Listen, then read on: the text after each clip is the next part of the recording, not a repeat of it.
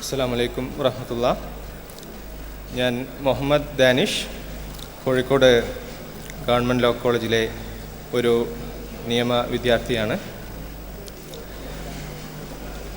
എന്നെപ്പോലെ തന്നെ മറ്റു പല ക്യാമ്പസുകളിൽ നിന്നായി ഇവിടെ എത്തിയവരായിരിക്കാം നിങ്ങളെല്ലാവരും.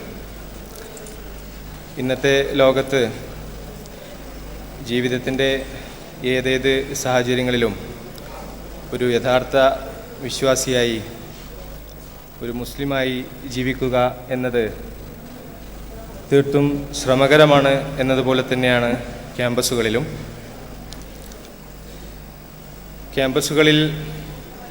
പലപ്പോഴായി ചിലപ്പോഴെങ്കിലും നമ്മൾ കണ്ടുവരാറുള്ള അധാർമിക അരാജക പ്രവണതകൾക്കൊക്കെ അടിസ്ഥാനമായി വർത്തിക്കുന്നതായി നമുക്കൊക്കെ തോന്നാറുള്ളത് സ്വതന്ത്ര ചിന്തയ്ക്ക് വേണ്ടിയുള്ള ദാഹമാണ്. ഒന്നാമതായി നിയന്ത്രണങ്ങളും നിബന്ധനകളും ഒന്നും ഇഷ്ടപ്പെടാതെ വ്യക്തിയുടെ സ്വാതന്ത്ര്യം സ്വയമേ നിർണയിക്കുന്ന രീതിയിലുള്ള സാഹചര്യം. ആൺകുട്ടികളും പെൺകുട്ടികളും നീതിയും ധാർമ്മികതയുമൊക്കെ സ്വന്തം ബുദ്ധിക്കും സ്വന്തം തോന്നലിനും തീർത്തും വിട്ടുകൊടുത്തുകൊണ്ട് അവർ തന്നെ സ്വയം തീരുമാനിക്കുന്ന രീതിയിലുള്ള അവസ്ഥാവിശേഷം. എന്നെപ്പോലെ തന്നെ നിങ്ങളെല്ലാവരും ക്യാമ്പസുകളിൽ ഇതൊക്കെ നിത്യേന കാണുന്നവരായിരിക്കും.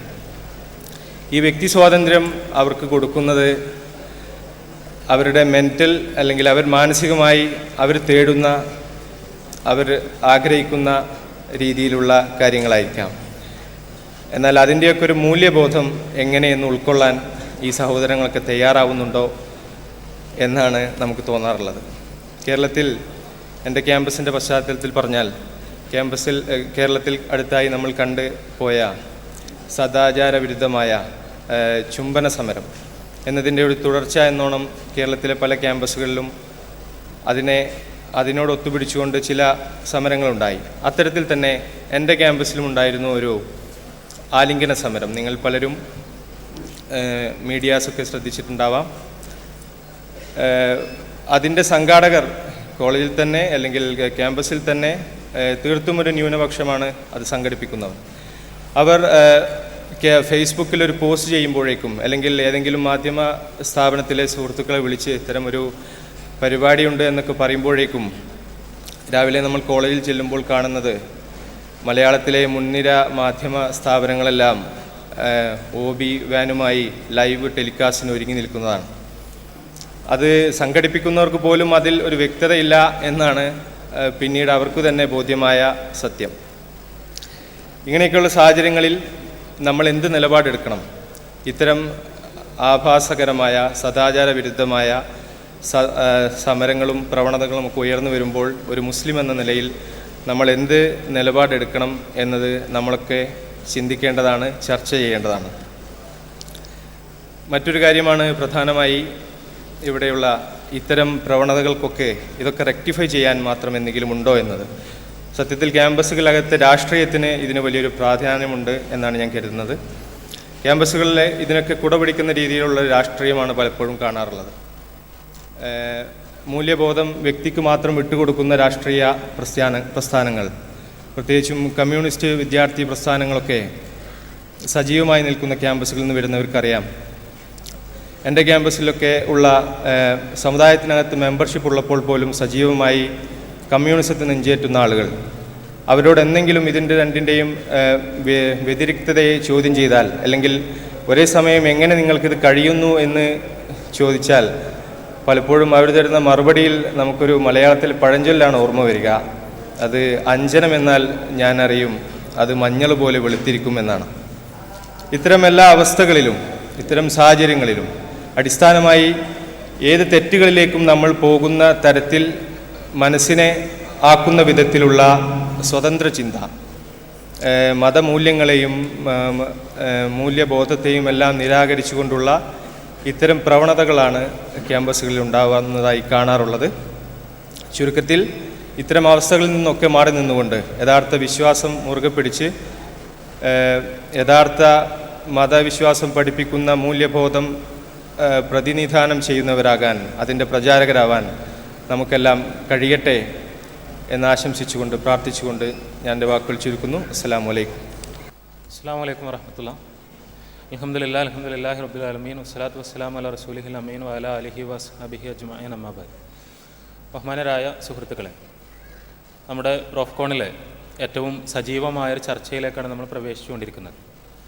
ക്യാമ്പസുകളിൽ നിന്ന് വരുന്ന ആളുകൾ എന്ന നിലക്ക് ക്യാമ്പസിൽ നമ്മൾ അനുഭവിച്ചു കൊണ്ടിരിക്കുന്ന വ്യത്യസ്ത തരം പ്രതിസന്ധികളെയും സംഘർഷങ്ങളെയും തുറന്ന് പങ്കുവെക്കാനും ചർച്ച ചെയ്യാനും പരിഹാരങ്ങൾ കണ്ടെത്താനും എല്ലാമുള്ള ഒരു തുറന്ന വിദ്യാർത്ഥി സംവാദവേദി.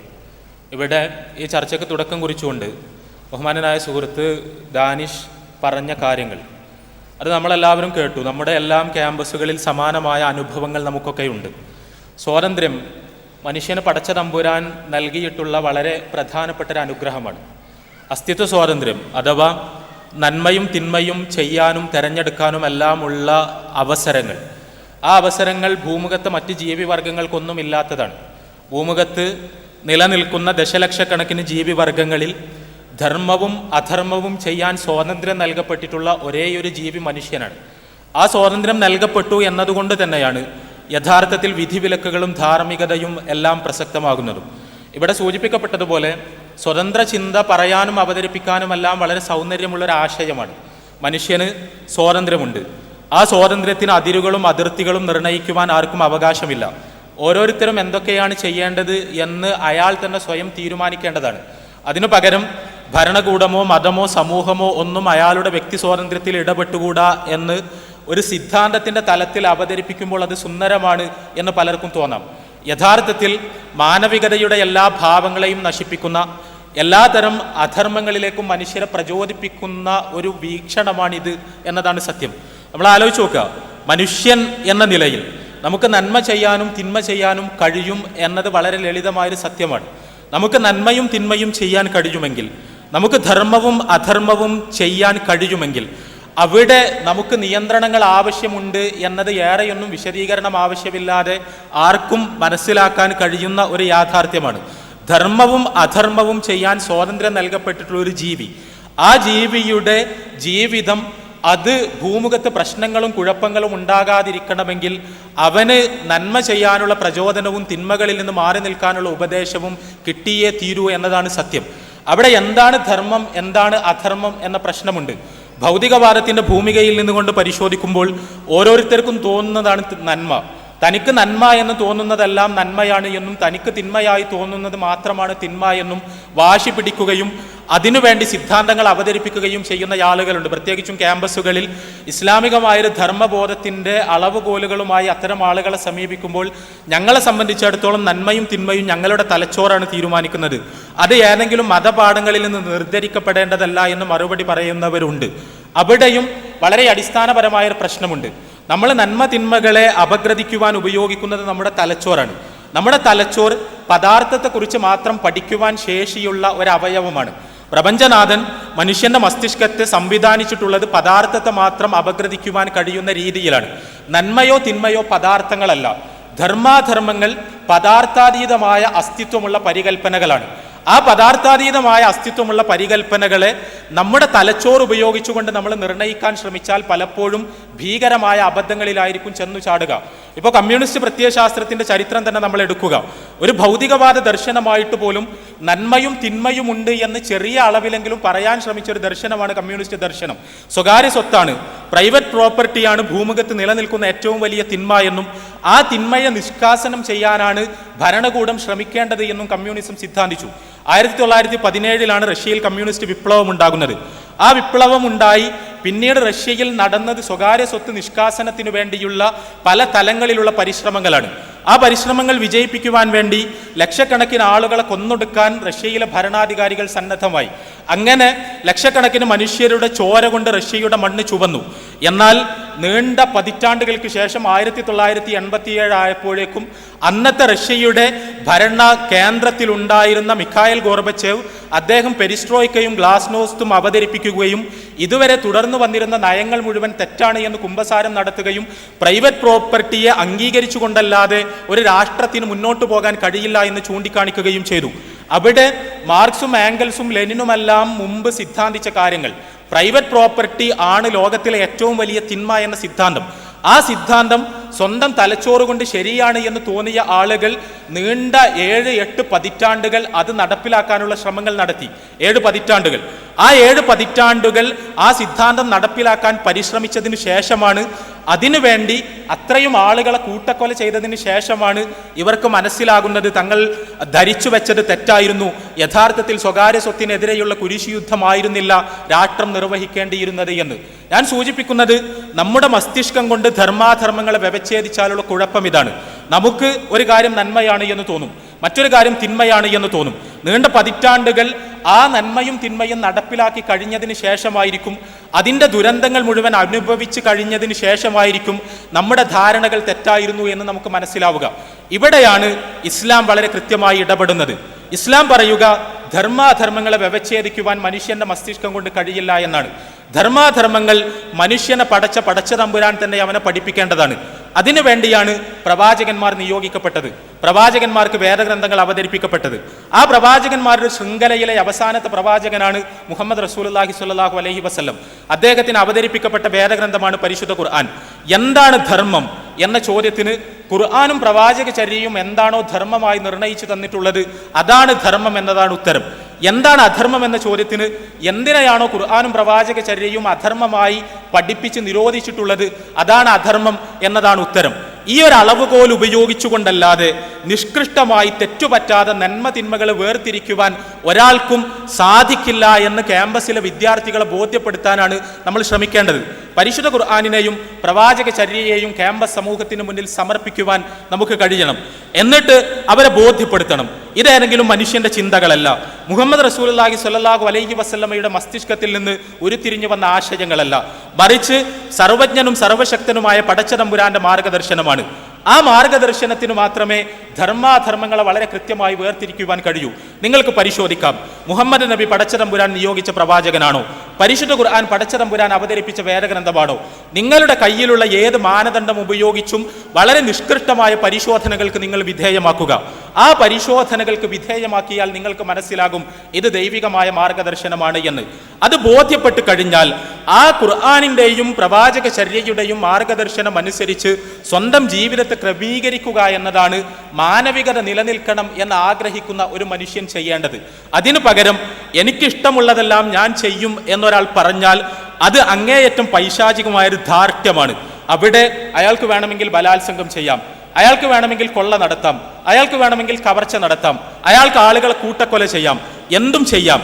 തിന്മകൾ എന്ന് പറയുന്ന ഒന്നില്ല എന്നും വ്യക്തി സ്വാതന്ത്ര്യമാണ് പരമമായ സത്യമെന്നും സമർത്ഥിക്കാൻ ശ്രമിക്കുന്ന ആളുകൾ ആത്യന്തികമായി മനുഷ്യന് എല്ലാ തിന്മയും ചെയ്യാനുള്ള അനുവാദം നൽകുകയാണ് ചെയ്യുന്നത് എന്നതാണ് സത്യം.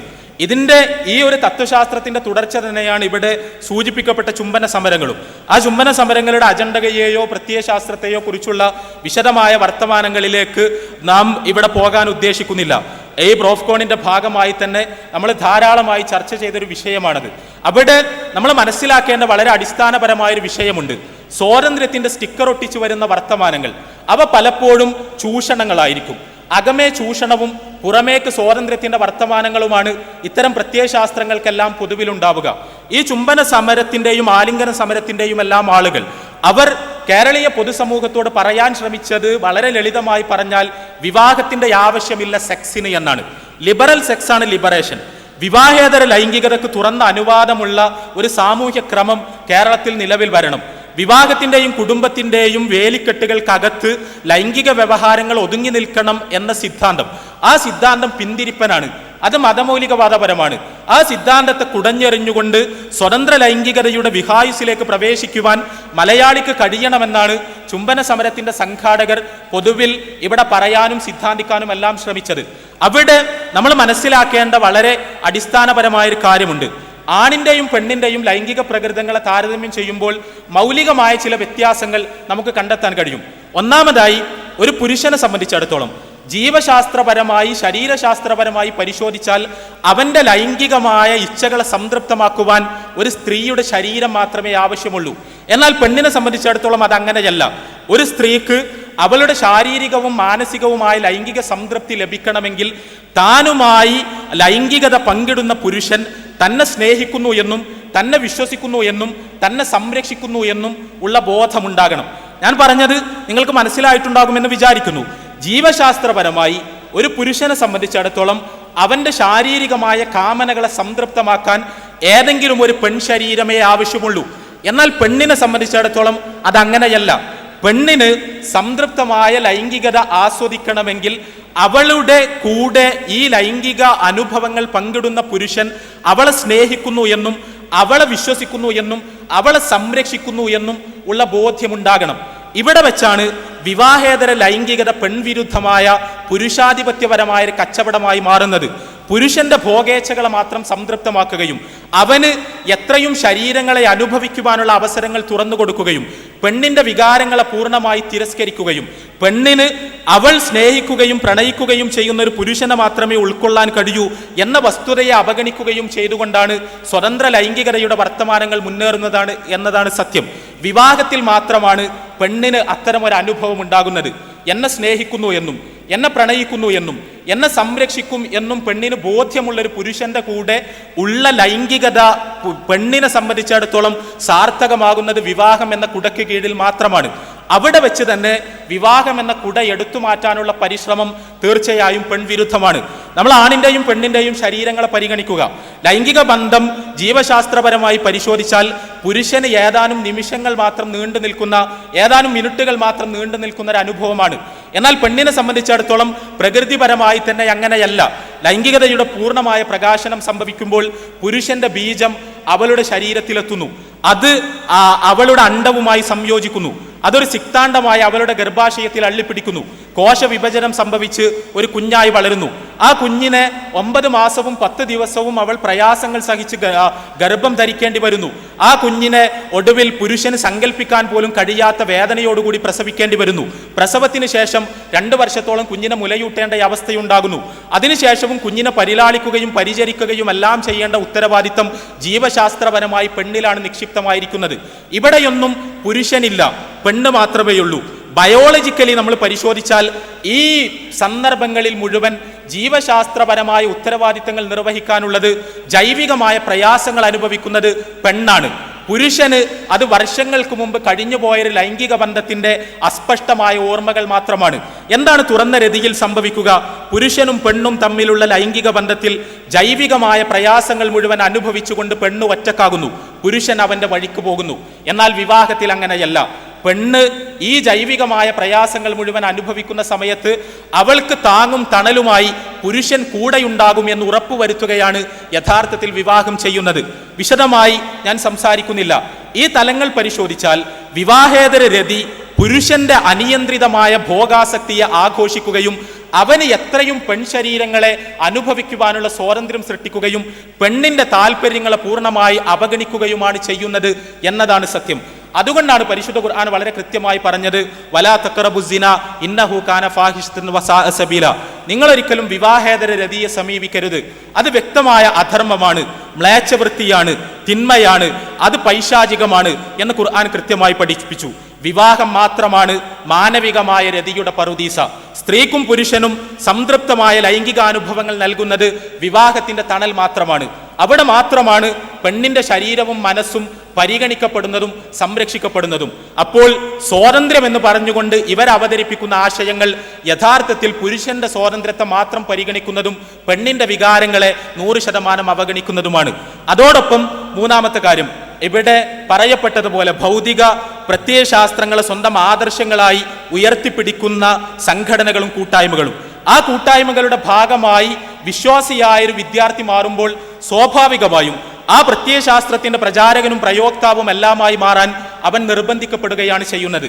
ഭൗതികവാദപരമായ അടിത്തറകളിൽ നിലകൊള്ളുന്ന പ്രത്യയശാസ്ത്രങ്ങളും ദർശനങ്ങളും, ആ ദർശനങ്ങൾ ദൈവനിഷേധപരവും മതനിഷേധപരവുമാണ് എന്ന കാര്യത്തിൽ യാതൊരു സംശയവുമില്ല. അതുകൊണ്ട് തന്നെ അത്തരം ദർശനങ്ങളെ സ്വന്തം ആദർശങ്ങളായി ഉയർത്തിപ്പിടിക്കുന്ന കൂട്ടായ്മകൾ, വിദ്യാർത്ഥി കൂട്ടായ്മകളായാലും അല്ലാത്ത കൂട്ടായ്മകളായാലും, ആ കൂട്ടായ്മകളുടെ ഭാഗമായി അതിൻ്റെ അംഗങ്ങളും നേതാക്കളുമായി മാറുന്നത് സ്വാഭാവികമായും ഒരു വിശ്വാസിക്ക് ഭൂഷണമല്ലാത്ത ഒരു നടപടിയാണ്. ഇതാണ് ഡാനിഷ് ഇവിടെ അവതരിപ്പിച്ച കാര്യങ്ങളോടുള്ള സംക്ഷിപ്തമായ ഒരു പ്രതികരണം എന്ന നിലയിൽ പറയാനുള്ളത്. നമ്മുടെ ക്യാമ്പസുകളിൽ നമ്മൾ ജീവിക്കുമ്പോൾ ഇത്തരം തത്വശാസ്ത്രങ്ങൾ നമുക്ക് ചുറ്റും വളരെ സമൃദ്ധമായി വളർന്നു വരുമ്പോൾ ബൗദ്ധികമായി ഇടപെടാനും അതിൻ്റെ പൊള്ളത്തരം ബോധ്യപ്പെടുത്താനും അവയുടെ അപകടങ്ങളെക്കുറിച്ച് നമ്മുടെ സുഹൃത്തുക്കളോട് സംസാരിക്കുവാനുമെല്ലാം നമുക്ക് കഴിയേണ്ടതുണ്ട്. ഇത്തരത്തിലുള്ള പ്രോഗ്രാമുകൾ അതിനുള്ള പ്രചോദനമാകട്ടെ എന്നുകൂടി പറഞ്ഞുകൊണ്ട് അവസാനിപ്പിക്കുന്നു. അസ്സലാമു അലൈക്കും വറഹ്മത്തുള്ളാഹി. എൻ്റെ പേര് മുഹമ്മദ് ആഷിഖ്, തൃശ്ശൂർ ഗവൺമെൻറ് എഞ്ചിനീയറിംഗ് കോളേജിലെ 3ാം വർഷ വിദ്യാർത്ഥിയാണ്. ക്യാമ്പസിലെ നിലവിലെ അവസ്ഥകളെക്കുറിച്ച് ചർച്ച ചെയ്യുന്ന മുമ്പ് ഞാൻ നിങ്ങളെല്ലാവരെയും ഒരു നിമിഷം എൻ്റെ ക്യാമ്പസ് പശ്ചാത്തലത്തിലേക്ക് ക്ഷണിക്കുകയാണ്. ഒരു മാസം മുമ്പ് എൻ്റെ ക്യാമ്പസിൽ IST എന്ന് പറയും, Indian society for technical education, അതായത് എല്ലാ എഞ്ചിനീയർമാരും അധ്യാപകന്മാരും വിദ്യാർത്ഥികളും കൂടെ ഒരു സൊസൈറ്റിയാണ് ഈ IST എന്ന് പറയുന്നത്. ഇവർ സംഘടിപ്പിച്ച ഒരു ഡിബേറ്റ് കോമ്പറ്റീഷൻ ഉണ്ടായിരുന്നു, കുരുക്ഷേത്ര എന്ന പേരിൽ. ആ ചർച്ചയിൽ ആദ്യ പ്രിലിംസ് റൗണ്ടിൽ അവിടെ കൊടുത്ത വിഷയം എന്ന് പറഞ്ഞാൽ മിക്സഡ് ഹോസ്റ്റൽ. മിക്സഡ് കോളേജ് എന്നപോലെ മിക്സഡ് ഹോസ്റ്റലുകൾ നമ്മൾ കേരളത്തിലും അതേപോലെ ഇന്ത്യയിലെ പല ഹോസ്റ്റലുകളിലും കോളേജ് ഹോസ്റ്റലിലും വരണമെന്നായിരുന്നു അവിടുത്തെ, അല്ലെങ്കിൽ അതായിരുന്നു ചർച്ചാ വിഷയം. ചർച്ച ചെയ്യപ്പെട്ടപ്പോൾ ബഹുഭൂരിപക്ഷം വിദ്യാർത്ഥികളും അതിനെ അനുകൂലിച്ചാണ് സംസാരിച്ചത്. അതിനെ ഏറ്റവും കൂടുതൽ സ്ട്രെസ് ചെയ്ത പോയിന്റ് എന്ന് പറഞ്ഞാൽ, ഒരു വീട്ടിൽ ഒരു സഹോദരനും സഹോദരിയും ഒരു മുറിക്കകത്ത് ഒരു വീട്ടിൽ ഒരു പ്രശ്നവുമില്ലാതെ ജീവിക്കാൻ കഴിയുമെങ്കിൽ എന്തുകൊണ്ട് ഒരു ക്യാമ്പസിൽ അല്ലെങ്കിൽ ഒരു കോളേജ് ഹോസ്റ്റൽ മുറിയിൽ ഒരു ക്ലാസ്മേറ്റായ ഒരു സ്ത്രീയും പുരുഷനും ഒരുമിച്ച് ജീവിച്ചുകൂടാ? എന്താണ് അവിടെ പ്രശ്നം ഉദിക്കുന്നത് എന്ന രീതിയിലാണ് ഇന്നത്തെ ക്യാമ്പസ് ചർച്ച ചെയ്തുകൊണ്ടിരിക്കുന്നത്. അതേപോലെ തന്നെ അതിൻ്റെ അവസാനഘട്ട ഫൈനൽ റൗണ്ടിലുള്ള ടോപ്പിക് എന്ന് പറഞ്ഞാൽ ഇന്ന് നമ്മൾ സാമകാലിക ചർച്ച ചെയ്യാനാണ് കിസ് ഓഫ് ലവ്. അന്ന് അവസാനഘട്ട റൗണ്ടിൽ എത്തിയത് 14 പേരാണ്. അതിൽ വളരെ ഞാൻ വിഷമിച്ചൊരു സങ്കടം ഉണ്ടായിരുന്നു. ആ 14 പേരിൽ 11 പേരും ആ കിസ് ഓഫ് ലവിനെ അനുകൂലിച്ചിട്ടുള്ളവരായിരുന്നു. അവർ പറയുന്ന പോയിന്റുകൾ, താൻ ഇഷ്ടപ്പെട്ട ഒരു സ്ത്രീയെയോ താൻ ഇഷ്ടപ്പെട്ട ഒരു പുരുഷനെയോ അവനെ ആലിംഗനം ചെയ്യാനോ ചുംബിക്കാനോ എന്താണ് പ്രശ്നം? അതിൽ താങ്കൾ ഇടപെടേണ്ട ആവശ്യം എന്താണ്? ഇതാണ് ഇവിടെ ചോദിക്കുന്നത്. അതായത് നമ്മളുടെ ഈ യുവ സമൂഹത്ത് എല്ലാവരുടെയും വിദ്യാർത്ഥികളുടെ മനസ്സിൽ കൃത്യമായ ഒരു ചിന്ത ഇട്ടുകൊടുത്ത് കഴിഞ്ഞു ഓൾറെഡി. എന്താണ് ആ ചിന്ത വെച്ച് കഴിഞ്ഞാൽ, നിനക്ക് ഇഷ്ടപ്പെട്ട ഒരു സ്ത്രീയായിട്ടോ നിനക്ക് ഇഷ്ടപ്പെട്ട ഒരു പുരുഷനായിട്ടോ നിനക്ക് എന്തും ചെയ്യാം, അതിൽ ആരും തടസ്സമില്ല, അത് ആരും ചോദിക്കാൻ വരാൻ പാടില്ല എന്നുള്ള ഒരു ചിന്ത എല്ലാ വിദ്യാർത്ഥികളുടെ മനസ്സിൽ ഓൾറെഡി ഇട്ട് കഴിഞ്ഞു. അതുപോലെ തന്നെ നമ്മളെ ക്യാമ്പസിൽ കണ്ടുവരുന്ന മറ്റുള്ള പ്രധാനപ്പെട്ട ഒരു വിഷയമാണ് ക്യാമ്പസ് പ്രണയം. ക്യാമ്പസ് പ്രണയം ഇല്ല എന്ന് പറയും, പക്ഷേ മറ്റൊരു പേരിലാണ് അറിയപ്പെടുന്നത്, അല്ലെങ്കിൽ ഗേൾ ഫ്രണ്ട്സ് അഥവാ ബോയ് ഫ്രണ്ട്സ്. ജസ്റ്റ് ഒരു ഫ്രണ്ട്ഷിപ്പാണ്. എൻ്റെ ക്ലാസ്സിൽ കൂടെ പഠിക്കുന്ന ഒരു ഗേളോട് ഞാൻ ഫ്രണ്ട്ഷിപ്പ് വയ്ക്കുന്നത് എന്താണ് തെറ്റ്? ആ തെറ്റിൽ എന്താ പ്രശ്നമുള്ളത്? നമ്മൾ ഷെയ്ക്ക് ഹാൻഡ് കൊടുക്കും, നമ്മൾ കൂടെ പഠിക്കുന്ന കുട്ടികൾക്ക് ഷെയ്ക്ക് ഹാൻഡ് കൊടുക്കും. ആ ഷെയ്ക്ക് ഹാൻഡ് കൊടുക്കുന്ന പ്രശ്നങ്ങളില്ല. നമ്മളൊരു സ്ത്രീയെ പുരുഷനെ ആലിംഗനം ചെയ്യുന്ന ഇസ്ലാമിൽ പഠിപ്പിക്കുന്നത് അത് കൈകൊണ്ടുള്ള വ്യഭിചാരമാണെന്ന് പഠിപ്പിക്കുന്നു. പക്ഷേ അത് വളരെ ലളിതകരിക്കുകയാണ് നമ്മുടെ ക്യാമ്പസുകളിൽ ഇന്ന്. അതുപോലെ തന്നെ നമ്മളുടെ ടെക്നോളജികൾ അനുദിനം വളർന്നുകൊണ്ടിരിക്കുന്നു. പക്ഷേ ഈ വളരുന്ന ടെക്നോളജികളെല്ലാം എല്ലാവരും അവകാശപ്പെടുന്നു ഇതെല്ലാം നന്മയ്ക്ക് വേണ്ടിയാണ്, നല്ലതിന് വേണ്ടിയാണ്. ടെക്നോളജി വളരുന്നതോളം നമ്മളെ നോളജ് കൂടുമെന്ന് പറയുന്നു. പക്ഷേ കണക്കുകൾ നമുക്ക് പഠിപ്പിച്ചു തരുന്നത്, ഓരോ കാര്യങ്ങൾ പഠിപ്പിച്ചു തരുന്നത് ആ നോളജ് വളർത്താൻ, അറിവ് വളർത്താനേക്കാൾ കൂടുതൽ തിന്മയിലേക്കാണ് പോയിക്കൊണ്ടിരിക്കുന്നത്. അതായത് ഇന്ന് ഏറ്റവും കൂടുതൽ ഈ നമ്മൾ ഇൻ്റർനെറ്റുകൾ ഉപയോഗിക്കുന്നത്, ഇൻ്റർനെറ്റ് ഏറ്റവും കൂടുതൽ ലാഭമുണ്ടാക്കുന്നത് പോണോഗ്രഫി സൈറ്റുകളാണ്. ഏറ്റവും കൂടുതൽ യുവാക്കൾ ഇന്ന് സൈറ്റുകൾ, ഒരു ദിവസത്തെ ഏറ്റവും കൂടുതൽ സെർച്ച് ചെയ്ത സൈറ്റ് നോക്കാൻ പോൺ സൈറ്റുകളാണ്. അത്രയും ഒരു അധപ്പതിച്ച സമൂഹത്തിലേക്കാണ് ഇന്നത്തെ നമ്മുടെ ക്യാമ്പസ് തലമുറ പോയിക്കൊണ്ടിരിക്കുന്നത്. അതുപോലെ തന്നെ മറ്റൊരു വിഷയമാണ് നമ്മളെ ക്യാമ്പസുകളിലെ ഇന്ന് നടക്കുന്ന ആഘോഷങ്ങൾ. ടെക്നിക്കൽ കോളേജ് പഠിക്കുന്ന വിദ്യാലയം കൾച്ചർ ഫെസ്റ്റ്, ആർട്ട് ഫെസ്റ്റ് എന്നിവ പല പേരിൽ ഇവിടെ ഫെസ്റ്റുകൾ ഓരോ മാസങ്ങൾ നടന്നുകൊണ്ടിരിക്കുകയാണ്. ഇന്നിപ്പോൾ CET നടന്നുകൊണ്ടിരിക്കുന്നത്, പല കോളേജും നടന്നുകൊണ്ടിരിക്കുകയാണ്. ഇവിടെ ടെക് ഫെസ്റ്റുകൾ നടക്കുമ്പോൾ ആ ടെക്നിക്കലായിട്ടുള്ള കുട്ടികൾക്കുള്ള പ്രചോദനം നൽകുക എന്നതിനപ്പുറം ഓരോ കോളേജുകളിലും ഈ ടെക് ഫെസ്റ്റിൽ ഏറ്റവും കൊഴുപ്പേകുന്നത് ആ പ്രോഗ്രാമിന് അന്ന് വൈകുന്നേരം നടത്തുന്ന പ്രോ ഷോ ആണ്. മ്യൂസിക് ബാൻഡ് അവിടെ സംഘടിപ്പിക്കുന്ന സംഘടനയെ ഏറ്റവും അത്യുന്നത ലക്ഷ്യമെന്ന് പറഞ്ഞാൽ സ്ത്രീയും പുരുഷനും കലർന്നിരുന്നിട്ട് മ്യൂസിക് ഇട്ട് ചാടിക്കളിക്കുക, അവിടെ ഇടപഴകുക. അതിൻ്റെ അങ്ങനെ ഒരു ടെക്നിക്കൽ ഫെസ്റ്റ് പോലും ആ രീതിയിലേക്ക് മാറിക്കൊണ്ടിരിക്കുന്നു. അതേപോലെ തന്നെ കഴിഞ്ഞ ആഴ്ചയാണ് ഞങ്ങളെ കോളേജിലൊക്കെ നടന്നൊരു ഉത്സവമാണ് ഹോളി. ഹോളിയൊക്കെ എന്താ പറയുക, നോർത്ത് ഇന്ത്യയിൽ അവിടെ മതവിശ്വാസവുമായി ബന്ധപ്പെട്ട ഒരു ആഘോഷമാണ്. പക്ഷേ ഇതിൻ്റെ വിശ്വാസം എന്താണ്, ഇതിൻ്റെ അടിസ്ഥാനം എന്താണെന്ന് ആരും ചർച്ച ചെയ്യാറോ അതിനെക്കുറിച്ച് ചിന്തിക്കാറോ ഇല്ല. ഹോളി എന്ന് പറഞ്ഞാൽ ആ ഒരു സ്ത്രീയും പുരുഷനും എല്ലാവരും കൂടി ചെന്ന് കളർ വാരിടുക, വെള്ളം എല്ലാവരും അങ്ങോട്ടും ഇങ്ങോട്ട് ആക്കുക. ശരിക്കും പറഞ്ഞാൽ ഈ ഹോളി ആഘോഷം ഞാൻ മനസ്സിലാക്കിയത് ഒരു സ്ത്രീക്ക് ഒരു പുരുഷനെയോ ഒരു പുരുഷന് ഒരു സ്ത്രീയെയോ കയറി പോയി തൊടാനും സ്പർശിക്കാനുമുള്ള ഒരു ഓപ്പൺ ലൈസൻസ്. ഇതാണ് ഈ ആഘോഷങ്ങളും നമ്മളെ ക്യാമ്പസിൽ അനുദിനം ഓരോ പ്രവർത്തനങ്ങളും കാര്യങ്ങളും നമുക്ക് മനസ്സിലാക്കുന്നത് വളരെ അധപ്പതിച്ച് അല്ലെങ്കിൽ ശരിക്കും വൃത്തികെട്ട ഒരു കൾച്ചർ ആണ് നമ്മുടെ ക്യാമ്പസിലെ വിദ്യാർത്ഥികളുടെ മനസ്സിലേക്ക് ഈ സമൂഹം ഇട്ടുകൊടുത്തുകൊണ്ടിരിക്കുന്നത്. അങ്ങനെ ഒരു പശ്ചാത്തലത്തിലാണ് നമ്മൾ ഓരോരുത്തരും ക്യാമ്പസിൽ ജീവിക്കുന്നത്. ഈ പശ്ചാത്തലത്തിൽ അള്ളാഹുവിനെ ദീനെ മുറുകെ പിടിച്ച് ജീവിക്കാൻ വളരെ പ്രയാസമാണ്. നിങ്ങൾ എല്ലാവരും ആ ഒരു ദീനെ മുറുകെ പിടിച്ച് ജീവിക്കാൻ വേണ്ടിയാണ് നിങ്ങൾ എല്ലാവരും ഇന്ന് പ്രോഫ്കോണിലൂടെ എത്തിയിട്ടുണ്ടായെന്ന് ഞാൻ കരുതുന്നു. അതേപോലെ തന്നെ ക്യാമ്പസ് പ്രണയത്തിനെ കുറിച്ച് ഇവിടെ പറഞ്ഞപ്പോൾ ഇവിടെ വരുന്ന മുമ്പ് ഈ കാര്യം ഞാൻ ഡിസ്കസ് ചെയ്തപ്പോൾ എൻ്റെ സുഹൃത്ത് പറയണ്ടായിരുന്നു, പ്രോഫ്കോണിന് വരുന്ന മുമ്പ് ഞാൻ വാക്ക് കൊടുത്തിട്ട് വന്നിട്ടുണ്ടായിരുന്നു ഒരു കുട്ടിയോട്, അങ്ങനെ പറയണ്ടായിരുന്നു. പക്ഷേ ആ ഒരു എന്ത് പ്രശ്നങ്ങളുണ്ടെങ്കിലും ഈ പ്രോഫ്കോണിന് വന്ന് ഇവിടുന്ന് കിട്ടിയ അറിവുകൾ നിങ്ങൾ അത് മനസ്സിലാക്കി സ്വന്തം ജീവിതത്തെ ഉൾക്കൊള്ളുകയും അതേപോലെ നിങ്ങൾ ക്യാമ്പസിൽ ചെന്ന് അതിന് സമീപമായ പരിവർത്തനങ്ങൾ, മാറ്റങ്ങൾ നിങ്ങളെ ക്യാമ്പസുകൾ ഉണ്ടാവണം എന്ന് പറഞ്ഞുകൊണ്ട് അള്ളാഹുവിനോട് ഈ എല്ലാ തെറ്റിലും തിന്മയിൽ നിന്ന് നമ്മളെ രക്ഷിക്കാൻ പ്രാർത്ഥിച്ചുകൊണ്ട് എൻ്റെ വാക്കുകൾ നിർത്തുന്നു. അസ്സലാമു അലൈക്കും വറഹ്മത്തുള്ളാഹി. ആഷിഖ് ഇവിടെ കുറേ കൂടി സ്പെസിഫിക്കായി സംസാരിച്ച കാര്യങ്ങൾ നേരത്തെ സൂചിപ്പിക്കപ്പെട്ട ഒരു സൈദ്ധാന്തികമായ തലത്തിൽ ദാനിഷ് പറഞ്ഞ കാര്യങ്ങളുടെ തുടർച്ച തന്നെയാണ്. ഇവിടെ പറഞ്ഞത് ക്യാമ്പസിൽ മിക്സഡ് ഹോസ്റ്റലുകൾ വരുന്നു, ക്യാമ്പസിലെ കൾച്ചറൽ ഫെസ്റ്റുകൾ കൂത്താട്ടങ്ങളായി മാറുന്നു, അവിടെ ആൺകുട്ടികളും പെൺകുട്ടികളും വളരെ സ്വതന്ത്രമായി ഇടപഴകുന്നു, പരസ്പരം കാണുന്നു, തൊടുന്നു, എല്ലാം സംഭവിക്കുന്നു. ഇതേപോലെ ക്യാമ്പസിൽ പ്രണയങ്ങൾ സമൃദ്ധമാകുന്നു, ടെക്നോളജി ദുരുപയോഗം ചെയ്തുകൊണ്ട് പോണോഗ്രഫി ഒരു എസ്റ്റാബ്ലിഷ്ഡായ ഹാബിറ്റായി ക്യാമ്പസിൽ നിലനിൽക്കുന്നു. ഇവിടെയെല്ലാം ഒരു സത്യവിശ്വാസി പുലർത്തേണ്ട ജാഗ്രതയെക്കുറിച്ചാണ് അദ്ദേഹം സൂചിപ്പിച്ചത്. ഇത് നമ്മൾ മനസ്സിലാക്കേണ്ട വളരെ അടിസ്ഥാനപരമായൊരു കാര്യം, ഞാൻ നേരത്തെ പറഞ്ഞതുപോലെ നമ്മൾ ജീവിക്കുന്നത് യഥാർത്ഥത്തിൽ സെക്സിനെ കമ്മോഡിഫൈ ചെയ്ത, സെക്സിനെ കച്ചവടവൽക്കരിച്ചൊരു ലോകക്രമത്തിലാണ്. വിവാഹമെന്ന് പറയുമ്പോൾ പുരുഷനും സ്ത്രീയും അവർ ഇണകളാണ്, അവർ പരസ്പരം സ്നേഹിക്കുന്നു, അവർ പരസ്പരം കൊടുക്കൽ വാങ്ങലുകൾ നടത്തുന്നു, പരസ്പരം അവർ വിശ്വാസമുള്ളവരാണ്, പരസ്പരം ലൈംഗികത അനുഭവിക്കുന്നു. ആ ലൈംഗികത അനുഭവിക്കുന്നത് വഴി പെണ്ണിനുണ്ടാകുന്ന ജൈവികമായ പ്രയാസങ്ങളിൽ പുരുഷൻ അവൾക്ക് താങ്ങും തണലുമായി നിൽക്കുന്നു. ഇതാണ് വിവാഹത്തിലുള്ളത്. എന്നാൽ വിവാഹേതര ലൈംഗികത എന്ന് പറയുമ്പോൾ പുരുഷൻ ലൈംഗികത ആസ്വദിക്കുന്നു, പെണ്ണ് കേവലം ഒരു ചരക്കായി മാറുന്നു. ആ ചരക്കിനെ ഉപയോഗിക്കുകയും ചെയ്ത ശേഷം തൻ്റെ ആവശ്യം തീർന്ന ശേഷം പുരുഷൻ അവൻ്റെ വഴിക്ക് പോകുന്നു, പെണ്ണ് വഴിയിൽ എവിടെയോ ഉപേക്ഷിക്കപ്പെടുന്നു. ഇവിടെ ആൺകുട്ടികൾ തങ്ങളുടെ മനസ്സാക്ഷിയോട് ചോദിക്കേണ്ട ചോദ്യമാണിത്.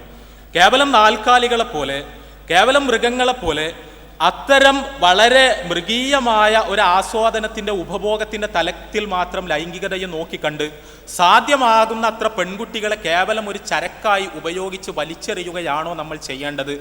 അതല്ല, ധാർമ്മികതയും മാനവികതയും ഉയർത്തിപ്പിടിക്കുന്നൊരു വിദ്യാർത്ഥി എന്ന നിലയിൽ എൻ്റെ ലൈംഗിക ആസ്വാദനങ്ങൾ സംഭവിക്കുക എൻ്റെ ഇണയുമായി മാത്രമാണ് എന്ന് പ്രഖ്യാപിക്കുകയാണോ ചെയ്യേണ്ടത് എന്ന ചോദ്യമാണ് നമ്മുടെ മനസ്സാക്ഷിയോട് നമ്മൾ ചോദിക്കേണ്ടത്. ഇപ്പോൾ മിക്സഡ് ക്യാമ്പസുകളിലാണ് നമ്മളെല്ലാവരും ജീവിക്കുന്നത്. ഹോസ്റ്റലുകൾ അടക്കം മിക്സഡ് ആക്കാനുള്ള ശ്രമത്തെക്കുറിച്ചാണ് ഇവിടെ സൂചിപ്പിക്കപ്പെട്ടത്. അത് സൃഷ്ടിക്കുന്ന പ്രത്യാഘാതങ്ങളെക്കുറിച്ച് നമുക്കറിയാം. ഇന്ത്യയിലെ ഒരു സാമൂഹ്യ ക്രമത്തിൽ ഒരു പക്ഷേ ആൺകുട്ടികളും പെൺകുട്ടികളും ഒരുമിച്ച് പഠിക്കുന്ന കലാലയങ്ങളെ പൂർണ്ണമായി ഇല്ലാതാക്കാനോ ആ കലാലയങ്ങളിൽ വിദ്യ നേടുന്ന അവസ്ഥ അത് പൂർണ്ണമായി അതിനോട് മുഖം തിരിഞ്ഞു നിൽക്കാനോ നമുക്ക് കഴിയണമെന്നില്ല. ഇന്നത്തെ ഒരു സാമൂഹ്യ ക്രമത്തിൽ അത്തരം കോളേജുകളിലാണ് നമ്മൾ പഠിക്കുന്നതും അങ്ങോട്ട് തന്നെയാണ് നമ്മൾ പോകേണ്ടതും.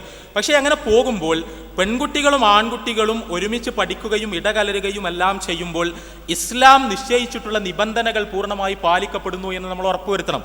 ഒന്നാമതായി ഇത് പെൺകുട്ടികളുമായി ബന്ധപ്പെട്ട വിഷയമാണ്. പെൺകുട്ടി എന്ത് വസ്ത്രം ധരിക്കണം എന്നത് അവരുടെ വ്യക്തി സ്വാതന്ത്ര്യമാണ് എന്ന് വേണമെങ്കിൽ പറയാം. പക്ഷെ വസ്ത്രത്തിൻ്റെ ദൗത്യം എന്താണ്? വസ്ത്രത്തിൻ്റെ ദൗത്യം നഗ്നത മറക്കുകയാണ്. എന്താണ് പെൺശരീരത്തിൻ്റെ നഗ്നത? പെൺശരീരത്തിൻ്റെ നഗ്നത പരിശുദ്ധ ഖുർആനും തിരുസുന്നത്തും വളരെ കൃത്യമായി പഠിപ്പിക്കുന്നത് അവളുടെ മുഖവും മുൻകൈയും ഒഴിച്ചുള്ള മുഴുവൻ ശരീരഭാഗങ്ങളുമാണ് എന്നതാണ്. മുഖവും മുൻകൈയും ഒഴിച്ചുള്ള പെൺശരീരഭാഗങ്ങൾ ക്യാമ്പസിലായാലും ക്യാമ്പസിന് പുറത്തായാലും ആൺകുട്ടികൾക്ക് മുന്നിൽ പ്രദർശിപ്പിക്കപ്പെടുമ്പോൾ എന്ത് സംഭവിക്കുന്നു എന്ന് ഗൗരവത്തോടുകൂടി നമ്മൾ മനസ്സിലാക്കേണ്ടതുണ്ട്. ഇവിടെ നേരത്തെ സൂചിപ്പിക്കപ്പെട്ടതുപോലെ ആണിൻ്റെയും പെണ്ണിൻ്റെയും ലൈംഗിക പ്രകൃതങ്ങൾ തമ്മിൽ നിലനിൽക്കുന്ന വളരെ അടിസ്ഥാനപരമായൊരു വ്യത്യാസത്തെ കൂടി സൂചിപ്പിക്കാൻ ആഗ്രഹിക്കുകയാണ്. ഒരു പുരുഷനെ സംബന്ധിച്ചിടത്തോളം പെണ്ണിൻ്റെ രൂപലാവണ്യം അവൻ്റെ കണ്ണിൽ വന്ന് പെടുന്നതു തന്നെ ഒരു ലൈംഗിക പ്രക്രിയയാണ്.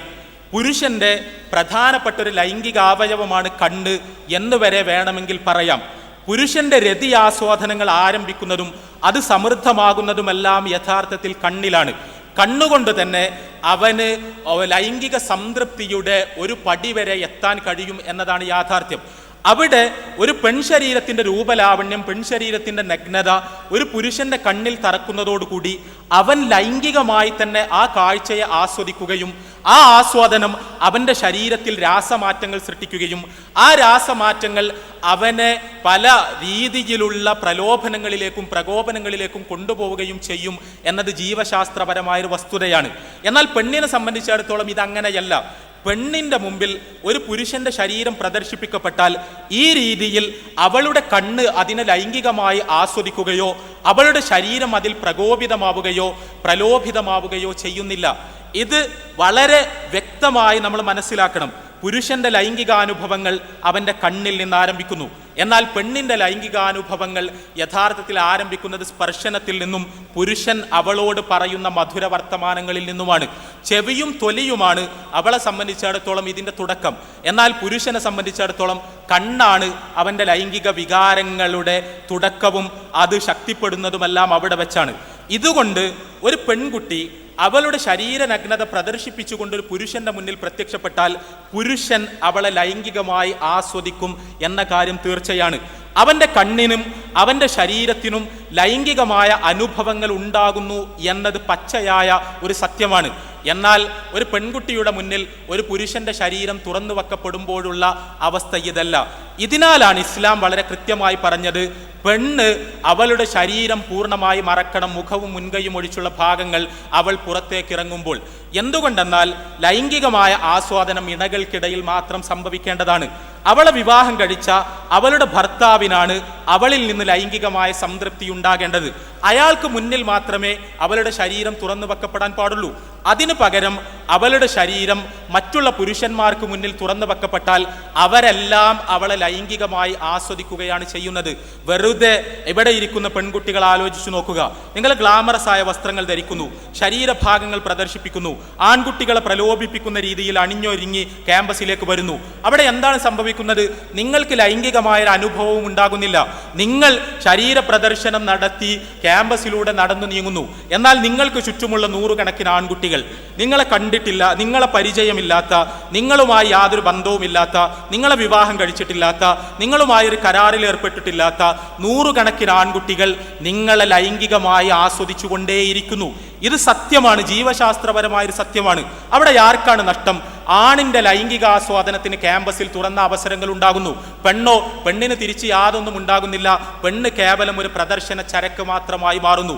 ആ രീതിയിൽ ക്യാമ്പസിലെ മുഴുവൻ പുരുഷന്മാരുടെയും ഭോഗാസക്തിയെ തൃപ്തിപ്പെടുത്താനുള്ള കേവലം ഒരു ചരക്കായി ഞാൻ തരം താഴേണ്ടതുണ്ടോ എന്ന് പെൺകുട്ടികൾ സ്വയം ആലോചിക്കണം.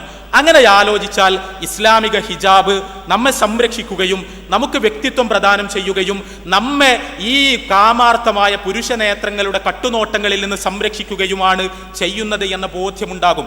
ആ ബോധ്യമുണ്ടായാൽ അഭിമാനത്തോടുകൂടി ഹിജാബ് ധരിക്കാനും ക്യാമ്പസിലെ പൂവാലന്മാരായ ആൺകുട്ടികളെ നോക്കി നിങ്ങൾക്ക് നോക്കി വെള്ളമിറക്കാനുള്ളൊരു ചരക്കല്ല എൻ്റെ ശരീരമെന്ന് വസ്ത്രത്തിലൂടെ പ്രഖ്യാപിക്കുവാനും പെൺകുട്ടികൾക്ക് കഴിയും. ആ ആത്മാഭിമാനമാണ് യഥാർത്ഥത്തിൽ ഈ സദസ്സിൽ നിന്ന് പെൺകുട്ടികൾക്ക് ലഭിക്കേണ്ടത്. ഒന്നാമതായി.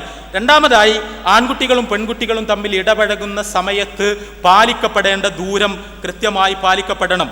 അവിടെ പരിശുദ്ധ ഖുർആൻ സൂചിപ്പിച്ചതുപോലെ അന്യരായ സ്ത്രീ പുരുഷന്മാർ തമ്മിൽ നടക്കുന്ന മധുര വർത്തമാനങ്ങൾ, പരസ്പരം ആകർഷിക്കുന്ന തരത്തിലുള്ള ഇടപഴകലുകൾ ഒഴിവാക്കേണ്ടതാണ്. പ്രത്യേകിച്ചും പെൺകുട്ടികളുടെ സംസാരത്തിന് പുരുഷന്മാരുടെ ഹൃദയത്തെ സ്വാധീനിക്കുവാൻ കഴിയും. അതിനാൽ ആ ക്ലാസ്സിലെ സഹപാഠികളുമായി, അന്യ പുരുഷന്മാരായ സഹപാഠികളുമായി ഇടപഴകുമ്പോൾ അവരെ പ്രലോഭിപ്പിക്കുന്ന തരത്തിൽ, അവരുടെ മനസ്സുകളിൽ രോഗമുണ്ടാക്കുന്ന തരത്തിൽ സംസാരത്തെ മൃദുലമാക്കാതിരിക്കുവാനുള്ള ശ്രദ്ധ പെൺകുട്ടികൾക്കുണ്ടാകണം. മൂന്നാമതായി, പരസ്പരമുള്ള സ്പർശനം. ആ സ്പർശനം എല്ലാ അർത്ഥത്തിലും പരിശുദ്ധ ഖുർആനും തിരുസുന്നത്തും വിലക്കിയതാണ്. കാരണം സ്ത്രീയും പുരുഷനും, അന്യരായ സ്ത്രീ പുരുഷന്മാർ തമ്മിലുള്ള സ്പർശനം ലൈംഗികമായ ഒരു ആസ്വാദന പ്രക്രിയയാണ്. നിങ്ങൾ സയൻസ് ബാക്ക്ഗ്രൗണ്ട് ഉള്ളവരാണ്. സ്ത്രീയുടെയും പുരുഷന്റെയും താപനിലകൾ പരിശോധിച്ചാൽ, ശരീര താപനിലകൾ പരിശോധിച്ചാൽ ആണിൻ്റെ താപനിലയേക്കാൾ കൂടുതലാണ് പെണ്ണിൻ്റെ താപനില. അതുകൊണ്ടാണ് അന്യപുരുഷനും സ്ത്രീയും തമ്മിലുള്ള ശാരീരിക സ്പർശനം പുരുഷന് ചൂട് പകരുന്ന അനുഭവമാവുകയും പെണ്ണിന് കുളിര് കോരുന്ന അനുഭവമായി മാറുകയും ചെയ്യുന്നത്. ഇത് പടച്ച തമ്പുരാന്റെ മഹത്തായ അനുഗ്രഹമാണ്. അവിടെ രക്തബന്ധമില്ലാത്ത ആളുകൾ, അവർ തമ്മിലുള്ള സ്പർശനങ്ങൾ, ലൈംഗികമായ ആസ്വാദനങ്ങൾ തന്നെയാണ് അതിൽ സംഭവിക്കുന്നത്. പുറമേക്ക് പറഞ്ഞാലും പറഞ്ഞിട്ടില്ലെങ്കിലും അത് ഷെയ്ക്ക് ഹാൻഡ് ആയാലും ഹഗ്ഗിങ് ആയാലും ഉമ്മവക്കലായാലും വേറെ ഏതെങ്കിലും അർത്ഥത്തിലുള്ള തൊട്ടിയുരുമ്മലുകളായാലും അതെല്ലാം തന്നെ യഥാർത്ഥത്തിൽ ലൈംഗികാസ്വാദനങ്ങളാണ്. അതിനാൽ തന്നെ വിലക്കപ്പെട്ടതാണ്, ഹറാമാണ്, നിഷിദ്ധമാണ്. റസൂലുള്ളാഹി സ്വല്ലല്ലാഹു അലൈഹി വസല്ലം പഠിപ്പിച്ചതുപോലെ കൈകൊണ്ടുള്ള വ്യഭിചാരങ്ങളാണ്. അത് ക്യാമ്പസിന്റെ ഏത് ഒക്കേഷനിലായാലും അത്തരം സമീപനങ്ങളിൽ നിന്ന് പൂർണ്ണമായി വിട്ടുനിൽക്കുവാനുള്ള ശ്രദ്ധയും ജാഗ്രതയും നമുക്കുണ്ടാകണം. മൂന്നാമതായി ഇവിടെ സൂചിപ്പിക്കപ്പെട്ടത് ക്യാമ്പസ് പ്രണയത്തെക്കുറിച്ചാണ്. ക്യാമ്പസ് പ്രണയം സമയത്തിന്റെ പരിമിതികൾക്കുള്ളിൽ നിന്ന് പറയാൻ വേണ്ടി ശ്രമിക്കുകയാണ് ഇത്രമാത്രം. ക്യാമ്പസ് പ്രണയം ഒരു പുരുഷ വഞ്ചനയാണ്. ക്യാമ്പസ് പ്രണയം ഒരു പുരുഷ വഞ്ചനയാണ്. പുരുഷന് മാത്രം ലാഭമുള്ള ഒരു കച്ചവടം, പെൺകുട്ടിയെ നേരത്തെ പറഞ്ഞ പോലെ ഒരു ചരക്ക് മാത്രമാക്കി മാറ്റുന്ന ഏർപ്പാട്. എങ്ങനെയാണ് ക്യാമ്പസിൽ പ്രണയങ്ങൾ ആരംഭിക്കുന്നത്? ഒരു പെൺകുട്ടി ക്യാമ്പസിൽ വരുന്നു, അവർ വളരെ ഗ്ലാമറസ് ആണ്. അവരെ ഒരു ആൺകുട്ടി കാണുന്നു, അവളുടെ ശരീരം ആൺകുട്ടിയെ പ്രലോഭിപ്പിക്കുന്നു, ആൺകുട്ടിയുടെ മനസ്സിൽ അവളോട് ആസക്തിയുണ്ടാകുന്നു. ഇങ്ങനെ തന്നെയാണ് സംഭവിക്കുന്നത്. ഞാൻ എക്സാജറേറ്റ് ചെയ്യുകയല്ല. അത് ആൺകുട്ടിയുടെ കുഴപ്പം കൊണ്ടല്ല, ആൺകുട്ടിയുടെ ശരീരത്തിന്റെ കെമിസ്ട്രി അങ്ങനെയാണ്. പെൺശരീരത്തിന്റെ രൂപലാവണ്യം അവന് മുന്നിൽ തുറന്നു വെക്കപ്പെടുമ്പോൾ അവളെ സ്വന്തമാക്കണമെന്ന ആഗ്രഹമുണ്ടാകുന്ന തരത്തിലാണ് ആൺകുട്ടിയുടെ ശരീരം സംവിധാനിക്കപ്പെട്ടിരിക്കുന്നത്. അങ്ങനെ സംവിധാനിക്കപ്പെട്ടത് കിടപ്പറയിൽ ലൈംഗികാനുഭവങ്ങൾ സ്നിഗ്ധമാകാൻ വേണ്ടിയാണ്. ഭാര്യ ഭർത്താവിനെ പ്രലോഭിപ്പിക്കാൻ വേണ്ടിയാണ്. എന്നാൽ ഭാര്യയല്ലാത്ത പെൺകുട്ടികൾ ശരീരം തുറന്നിടുമ്പോൾ ആൺകുട്ടിയിൽ ജീവശാസ്ത്രപരമായ പ്രതികരണങ്ങൾ ഉണ്ടാകുന്നു എന്ന് മാത്രമേയുള്ളൂ. ഈ പെൺകുട്ടിയെ കാണുമ്പോൾ ഈ ആൺകുട്ടിയുടെ മനസ്സിൽ അവളോട് ആസക്തി ഉണ്ടാകുന്നു, ശരീരം സ്വന്തമാക്കണമെന്ന ആഗ്രഹമുണ്ടാകുന്നു. ഈ ആഗ്രഹത്തെയാണ് നമ്മൾ ഭോഗേച്ഛ എന്ന് പറയുന്നത്. അതിനെ ഇംഗ്ലീഷിൽ ലസ്റ്റ് എന്ന് പറയും മനഃശാസ്ത്രജ്ഞന്മാർ. പെൺകുട്ടിയുടെ ശരീരം ആൺകുട്ടി ആഗ്രഹിക്കുന്നു. ആ ശരീരത്തോടുള്ള ആഗ്രഹത്തിൽ നിന്നാണ്, ഇച്ഛയിൽ നിന്നാണ് പ്രണയം ജനിക്കുന്നത്. ഈ ഇച്ഛ തലച്ചോറിൽ കയറുന്നതോടുകൂടി പ്രണയത്തിൻ്റെയും സ്നേഹത്തിൻ്റെയും ഉടയാടകൾ അണിഞ്ഞ് ആൺകുട്ടി പെൺകുട്ടിയുടെ അടുത്തെത്തുന്നു. അവളെ പ്രലോഭിപ്പിക്കുവാൻ വേണ്ടി ശ്രമിക്കുന്നു, അവളെ പല രീതിയിൽ പ്രശംസിക്കുന്നു, സ്നേഹം പല രീതിയിൽ കാണിക്കുന്നു, അവൾക്ക് കത്തുകൾ കൈമാറുന്നു, മരം ചുറ്റി നടക്കുന്നു, ഐസ്ക്രീം പാർലറിലേക്ക് കൊണ്ടുപോകുന്നു. ഇങ്ങനെ പലതും ചെയ്യുന്നു. ഇതെല്ലാം നിങ്ങളുടെ ക്യാമ്പസുകളിൽ നിങ്ങൾ കാണുന്നതാണ്. ഇതെല്ലാം ആൺകുട്ടിയുടെ മനസ്സിൽ അവന്റെ തലച്ചോറിൽ രൂപപ്പെട്ടിട്ടുള്ള ആസക്തിയെ സഫലമാക്കാനുള്ള അവന്റെ പരിശ്രമങ്ങളാണ്. ആ പരിശ്രമങ്ങളിൽ പെൺകുട്ടി വീണുപോകുന്നു. പെൺകുട്ടി വീണുപോയി അവൾ വിചാരിക്കുന്നു ഇവൻ എന്നെ ആത്മാർത്ഥമായി സ്നേഹിക്കുന്നു, ആ സ്നേഹം കാമം കലരാത്ത സ്നേഹമാണ്. അങ്ങനെയൊക്കെയാണ് ക്യാമ്പസുകളിലെ പദപ്രയോഗങ്ങൾ. അങ്ങനെയുണ്ട് പോലും. ഞങ്ങൾ ആങ്ങളെയും പെങ്ങളുമാണ് എന്ന് പറയുന്ന ആളുകൾ. അങ്ങനെയൊന്നുമല്ല. അവയെല്ലാം ജനങ്ങളെ പറ്റിക്കാനുള്ള വർത്തമാനങ്ങൾ മാത്രമാണ്. അത് കൃത്യമായി ആൺകുട്ടിയുടെ തലച്ചോറിൽ നിന്ന് അവളുടെ ശരീരത്തോട് ഉണ്ടായിത്തീർന്ന ആസക്തിയിൽ നിന്ന് ഉണ്ടായി വന്നൊരു ബന്ധം തന്നെയാണ്. ആ ബന്ധത്തിൽ രണ്ടുപേരും പരസ്പരം ആകർഷിക്കപ്പെടുന്നു. പെൺകുട്ടി ഇവനെ വിശ്വസിക്കുന്നു, അവനെ സ്നേഹിക്കുന്നു, അവൻ തിരിച്ചവളെയും സ്നേഹിക്കുന്നു. അത്തരമൊരവസ്ഥയെയാണ് അട്രാക്ഷൻ എന്ന് മനഃശാസ്ത്രജ്ഞന്മാർ പറയുന്നത്. ഈ ലവ് അഫെയറിൽ, പ്രണയങ്ങളിൽ സംഭവിക്കുന്ന 3 ഘട്ടങ്ങളെക്കുറിച്ച് പറയുന്നിടത്ത് പൊതുവിൽ ഉപയോഗിക്കാറുള്ള പദമാണിത്. ലസ്റ്റിന് ശേഷമുള്ള ഈ അവസ്ഥ അട്രാക്ഷൻ ആണ്. ഇവർ പരസ്പരമുള്ള ആകർഷണ വലയത്തിൽപ്പെട്ടു. ആ ആകർഷണ വലയത്തിൽ പെടുമ്പോൾ എന്ത് സംഭവിക്കുന്നു എന്ന് ചോദിച്ചാൽ, നമ്മുടെ ശരീരത്തിൽ തലച്ചോറിന്റെ നിർദ്ദേശപ്രകാരം ഡോപ്പമിൻ എന്ന് പറയുന്ന ഒരു ഹോർമോൺ ഉൽപ്പാദിപ്പിക്കപ്പെടുന്നു. ഡോപ്പമിൻ നമ്മുടെ ശരീരത്തിൽ ഉൽപ്പാദിപ്പിക്കപ്പെടുന്നതോടുകൂടി പിന്നെ നമ്മുടെ കാഴ്ചയും തലച്ചോറും നിയന്ത്രിക്കുന്നത് നമ്മളല്ല, മറിച്ച് ഡോപ്പമിനാണ്. ഒന്നുകൂടി കൃത്യമായി പറഞ്ഞാൽ, ആൺകുട്ടിയുടെ കണ്ണും തലച്ചോറും അന്ധമാകും, പെൺകുട്ടിയുടെ കണ്ണും തലച്ചോറും അന്ധമാകും. അന്ധമാകുമെന്ന് പറയുമ്പോൾ അത് കണ്ണ് കാണാതെ ഏതെങ്കിലും പോസ്റ്റിൽ പോയി തട്ടിത്തടഞ്ഞ് വീഴുമെന്ന അർത്ഥത്തിലല്ല. ആൺകുട്ടി ഇവളെ നോക്കുമ്പോൾ അവളുടെ നന്മകൾ മാത്രമേ കാണാൻ കഴിയൂ. അവൾക്ക് എത്ര വലിയ തിന്മയുണ്ടായാലും അവൻ ഒരിക്കലും കാണാൻ കഴിയില്ല. നേരെ തിരിച്ച് പെൺകുട്ടി ഇവനെ നോക്കുമ്പോൾ അവൻ്റെ നന്മകൾ മാത്രമേ അവളുടെ കണ്ണുകൊണ്ട് കാണാൻ കഴിയൂ. ഒരു തിന്മയോ ഒരിക്കലും കാണാൻ കഴിയില്ല. കാരണം കാണുന്നത് ഇവനോ ഇവളോ അല്ല, മറിച്ച് ഡോപ്പമിൻ്റെ ലഹരി ബാധിച്ച, ഡോപ്പമിൻ ഉന്മത്തമാക്കിയ കണ്ണും തലച്ചോറുമാണ്. അവിടെ എങ്ങനെയെങ്കിലും ഇവളെ അല്ലെങ്കിൽ ഇവനെ സ്വന്തമാക്കുകയാണ് ലക്ഷ്യം എന്നതുകൊണ്ട് ആ ലക്ഷ്യത്തിന് വിഘാതമാകുന്ന കാര്യങ്ങളൊന്നും ഇവർ കാണില്ല. അപ്പോൾ പേരൻസ് ഇടപെടും, സുഹൃത്തുക്കൾ ഇടപെടും, ചോദിക്കും ഇവനെയാണോ നീ വിവാഹം കഴിക്കുന്നത്, അവൻ്റെ പശ്ചാത്തലം നിനക്കറിയില്ലേ, അവൻ്റെ സ്വഭാവ ദൂഷ്യങ്ങൾ നിനക്കറിയില്ലേ, അവൻ ഇന്ന പ്രശ്നങ്ങളുണ്ട്, തകരാറുകളുണ്ട് എന്നെല്ലാം പറഞ്ഞാലും പെൺകുട്ടി സമ്മതിക്കില്ല. കാരണം പെൺകുട്ടി അവനെ നോക്കുമ്പോൾ നന്മ മാത്രമേ കാണൂ. അവളുടെ മനസ്സിൽ അവളുടെ വിമോചകനും അവളെ ലോകത്തിൽ ഏറ്റവും അധികം സ്നേഹിക്കുന്നയാളും എല്ലാ നന്മകളുടെയും കേദാരവും അവനായിരിക്കും. നേരെ തിരിച്ച് ആൺകുട്ടിയുടെ മനസ്സും ഇതുപോലെ തന്നെയായിരിക്കും. ആരെത്ര ഉപദേശിച്ചാലും ഇവർക്കൊന്നും മനസ്സിലാകില്ല. അതുകൊണ്ടാണ് നമ്മൾ പ്രണയത്തിന് കണ്ണും മൂക്കുമില്ല എന്ന് പൊതുവിൽ പറയുന്നത്. ആ കണ്ണും മൂക്കുമില്ലാത്ത അവസ്ഥയിൽ പരസ്പരമുള്ള തിന്മകൾ കാണാൻ കഴിയാതിരിക്കുമ്പോൾ രണ്ടുപേരും ഐഡിയലാണ്, പെർഫെക്റ്റ് ആണ് എന്ന് പരസ്പരം തോന്നുമ്പോൾ സ്വാഭാവികമായും ഈ ബന്ധം, ഈ അട്രാക്ഷൻ അതിൻ്റെ അടുത്ത ഘട്ടത്തിലേക്ക് പോകും.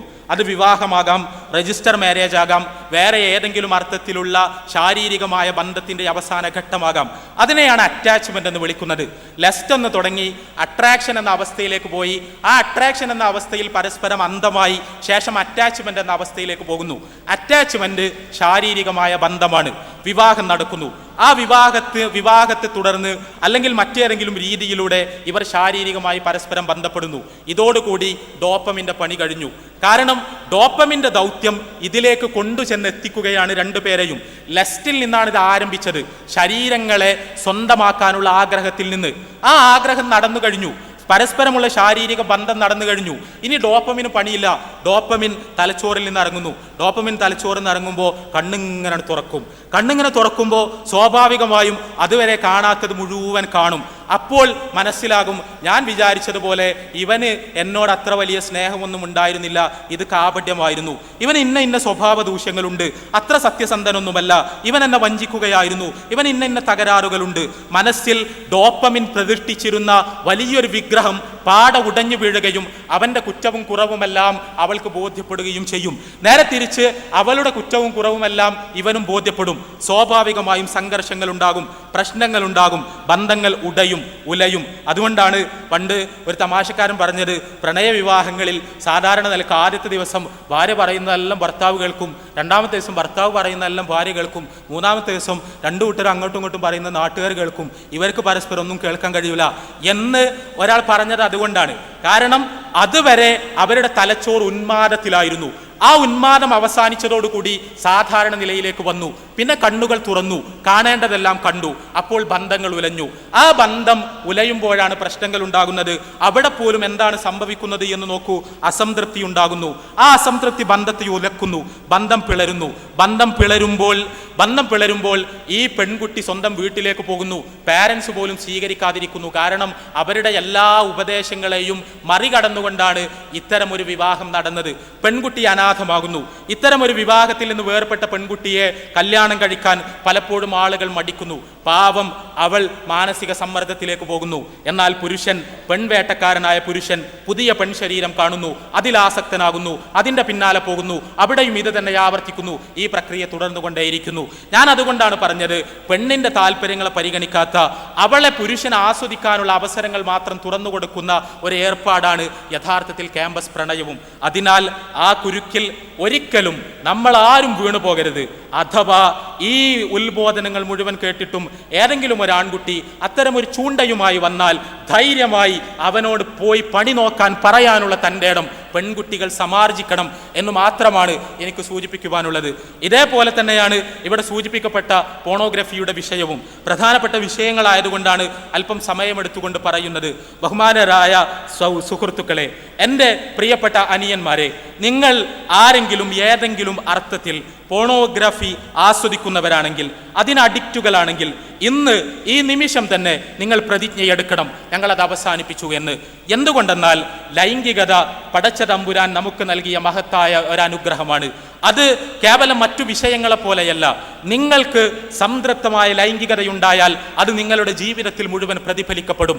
എന്നാൽ ലൈംഗിക ജീവിതത്തിൽ നിങ്ങൾക്ക് അസംതൃപ്തി ഉണ്ടായാൽ ആ അസംതൃപ്തി ജീവിതത്തിൻ്റെ മുഴുവൻ രംഗങ്ങളിലും നിങ്ങളെ നിഴൽ പോലെ പിന്തുടരും. അങ്ങനെ പിന്തുടർന്നാൽ ജീവിതത്തിൻ്റെ എല്ലാ മേഖലകളിലേക്കും അസംതൃപ്തി വ്യാപിക്കും. അങ്ങനെ അസംതൃപ്തി വ്യാപിച്ചു കഴിഞ്ഞാൽ നിങ്ങളുടെ ജീവിതം തന്നെ തകരുകയായിരിക്കും ഫലം. നിങ്ങൾ പോണോഗ്രഫിയിലായാലും സിനിമകളിലായാലും ഡാൻസ് ഇവൻറ്റുകളിലായാലും മറ്റ് പരിപാടികളിലായാലുമെല്ലാം നിങ്ങൾ വിവാഹം കഴിച്ചിട്ടില്ലാത്ത ഒരുപാട് പെൺശരീരങ്ങൾ നിങ്ങൾക്ക് മുന്നിൽ പ്രദർശിപ്പിക്കപ്പെടുകയാണ് ചെയ്യുന്നത്. ആ പെൺശരീരങ്ങൾ നിങ്ങൾ കണ്ടുകൊണ്ടേയിരിക്കുന്നു. നിങ്ങൾ പോണോഗ്രഫിക്ക് അഡിക്റ്റ് ആണെങ്കിൽ ഒരുപാട് നിശ്ചല ചലന ദൃശ്യങ്ങൾ, വളരെ വൃത്തികെട്ട ദൃശ്യങ്ങൾ, ഏതൊക്കെയോ പെൺകുട്ടികളുടെ ശരീരങ്ങൾ നിങ്ങൾക്ക് മുന്നിൽ പല പോസുകളിൽ പ്രദർശിപ്പിക്കപ്പെടുന്നു. അവിടെ ഞാൻ പറഞ്ഞതുപോലെ നിങ്ങളുടെ കണ്ണിന് ലൈംഗികമായ ആസ്വാദനം ഉണ്ടാകുന്നു. ആ ആസ്വാദനം നിങ്ങളുടെ ശരീരത്തിൽ റിഫ്ലക്റ്റ് ചെയ്യുന്നു, ശാരീരികമായ മാറ്റങ്ങൾ സംഭവിക്കുന്നു. നിങ്ങൾ ആലോചിച്ച് നോക്കൂ, ഇതിങ്ങനെ ആവർത്തിക്കുകയാണ്. നിരന്തരമായി നിങ്ങൾ പെൺശരീരങ്ങൾ കാണുന്നു. ഒരാഗോള ദൃശ്യ മാംസ ചന്തയിലാണ് നമ്മൾ യഥാർത്ഥത്തിൽ ജീവിക്കുന്നത്. ആ മാർക്കറ്റിൽ വിൽപ്പനയ്ക്ക് വെച്ചിട്ടുള്ളത് പെൺശരീരങ്ങളാണ്.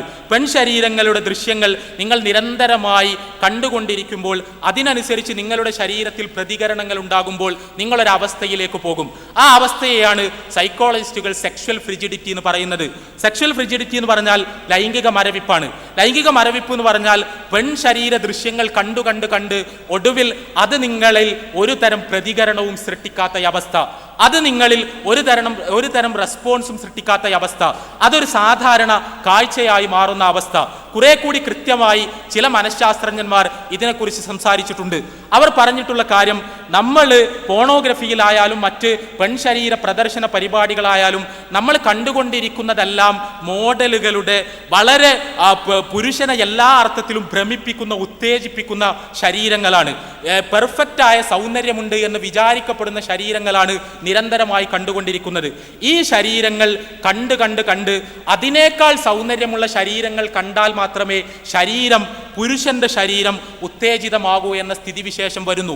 അപ്പോൾ പോണോഗ്രഫിയുടെ ലോകത്ത് നിരന്തരമായി വിഹരിച്ചു കൊണ്ടിരിക്കുന്ന ഒരു ആൺകുട്ടി ലോകത്തെ എല്ലാ സൗന്ദര്യ മോഡലുകളുടെയും ശരീരങ്ങളിലൂടെ കയറിയിറങ്ങിയിട്ടുള്ള അവന്റെ കണ്ണ്, അങ്ങനെ മരവിപ്പ് ബാധിച്ച അവന്റെ കണ്ണും ശരീരവും അതിനേക്കാൾ സൗന്ദര്യമുള്ളൊരു ശരീരത്തിന്റെ മുന്നിൽ മാത്രമേ പിന്നീട് പ്രതികരണങ്ങൾ ഉണ്ടാക്കൂ. അപ്പോൾ സ്വാഭാവികമായും നിങ്ങൾ വിവാഹം കഴിക്കുന്നു. നിങ്ങളുടെ ആദ്യ രാത്രിയിൽ നിങ്ങളുടെ പങ്കാളിയോടൊത്തുള്ള ജീവിതം ആസ്വദിക്കുന്നു.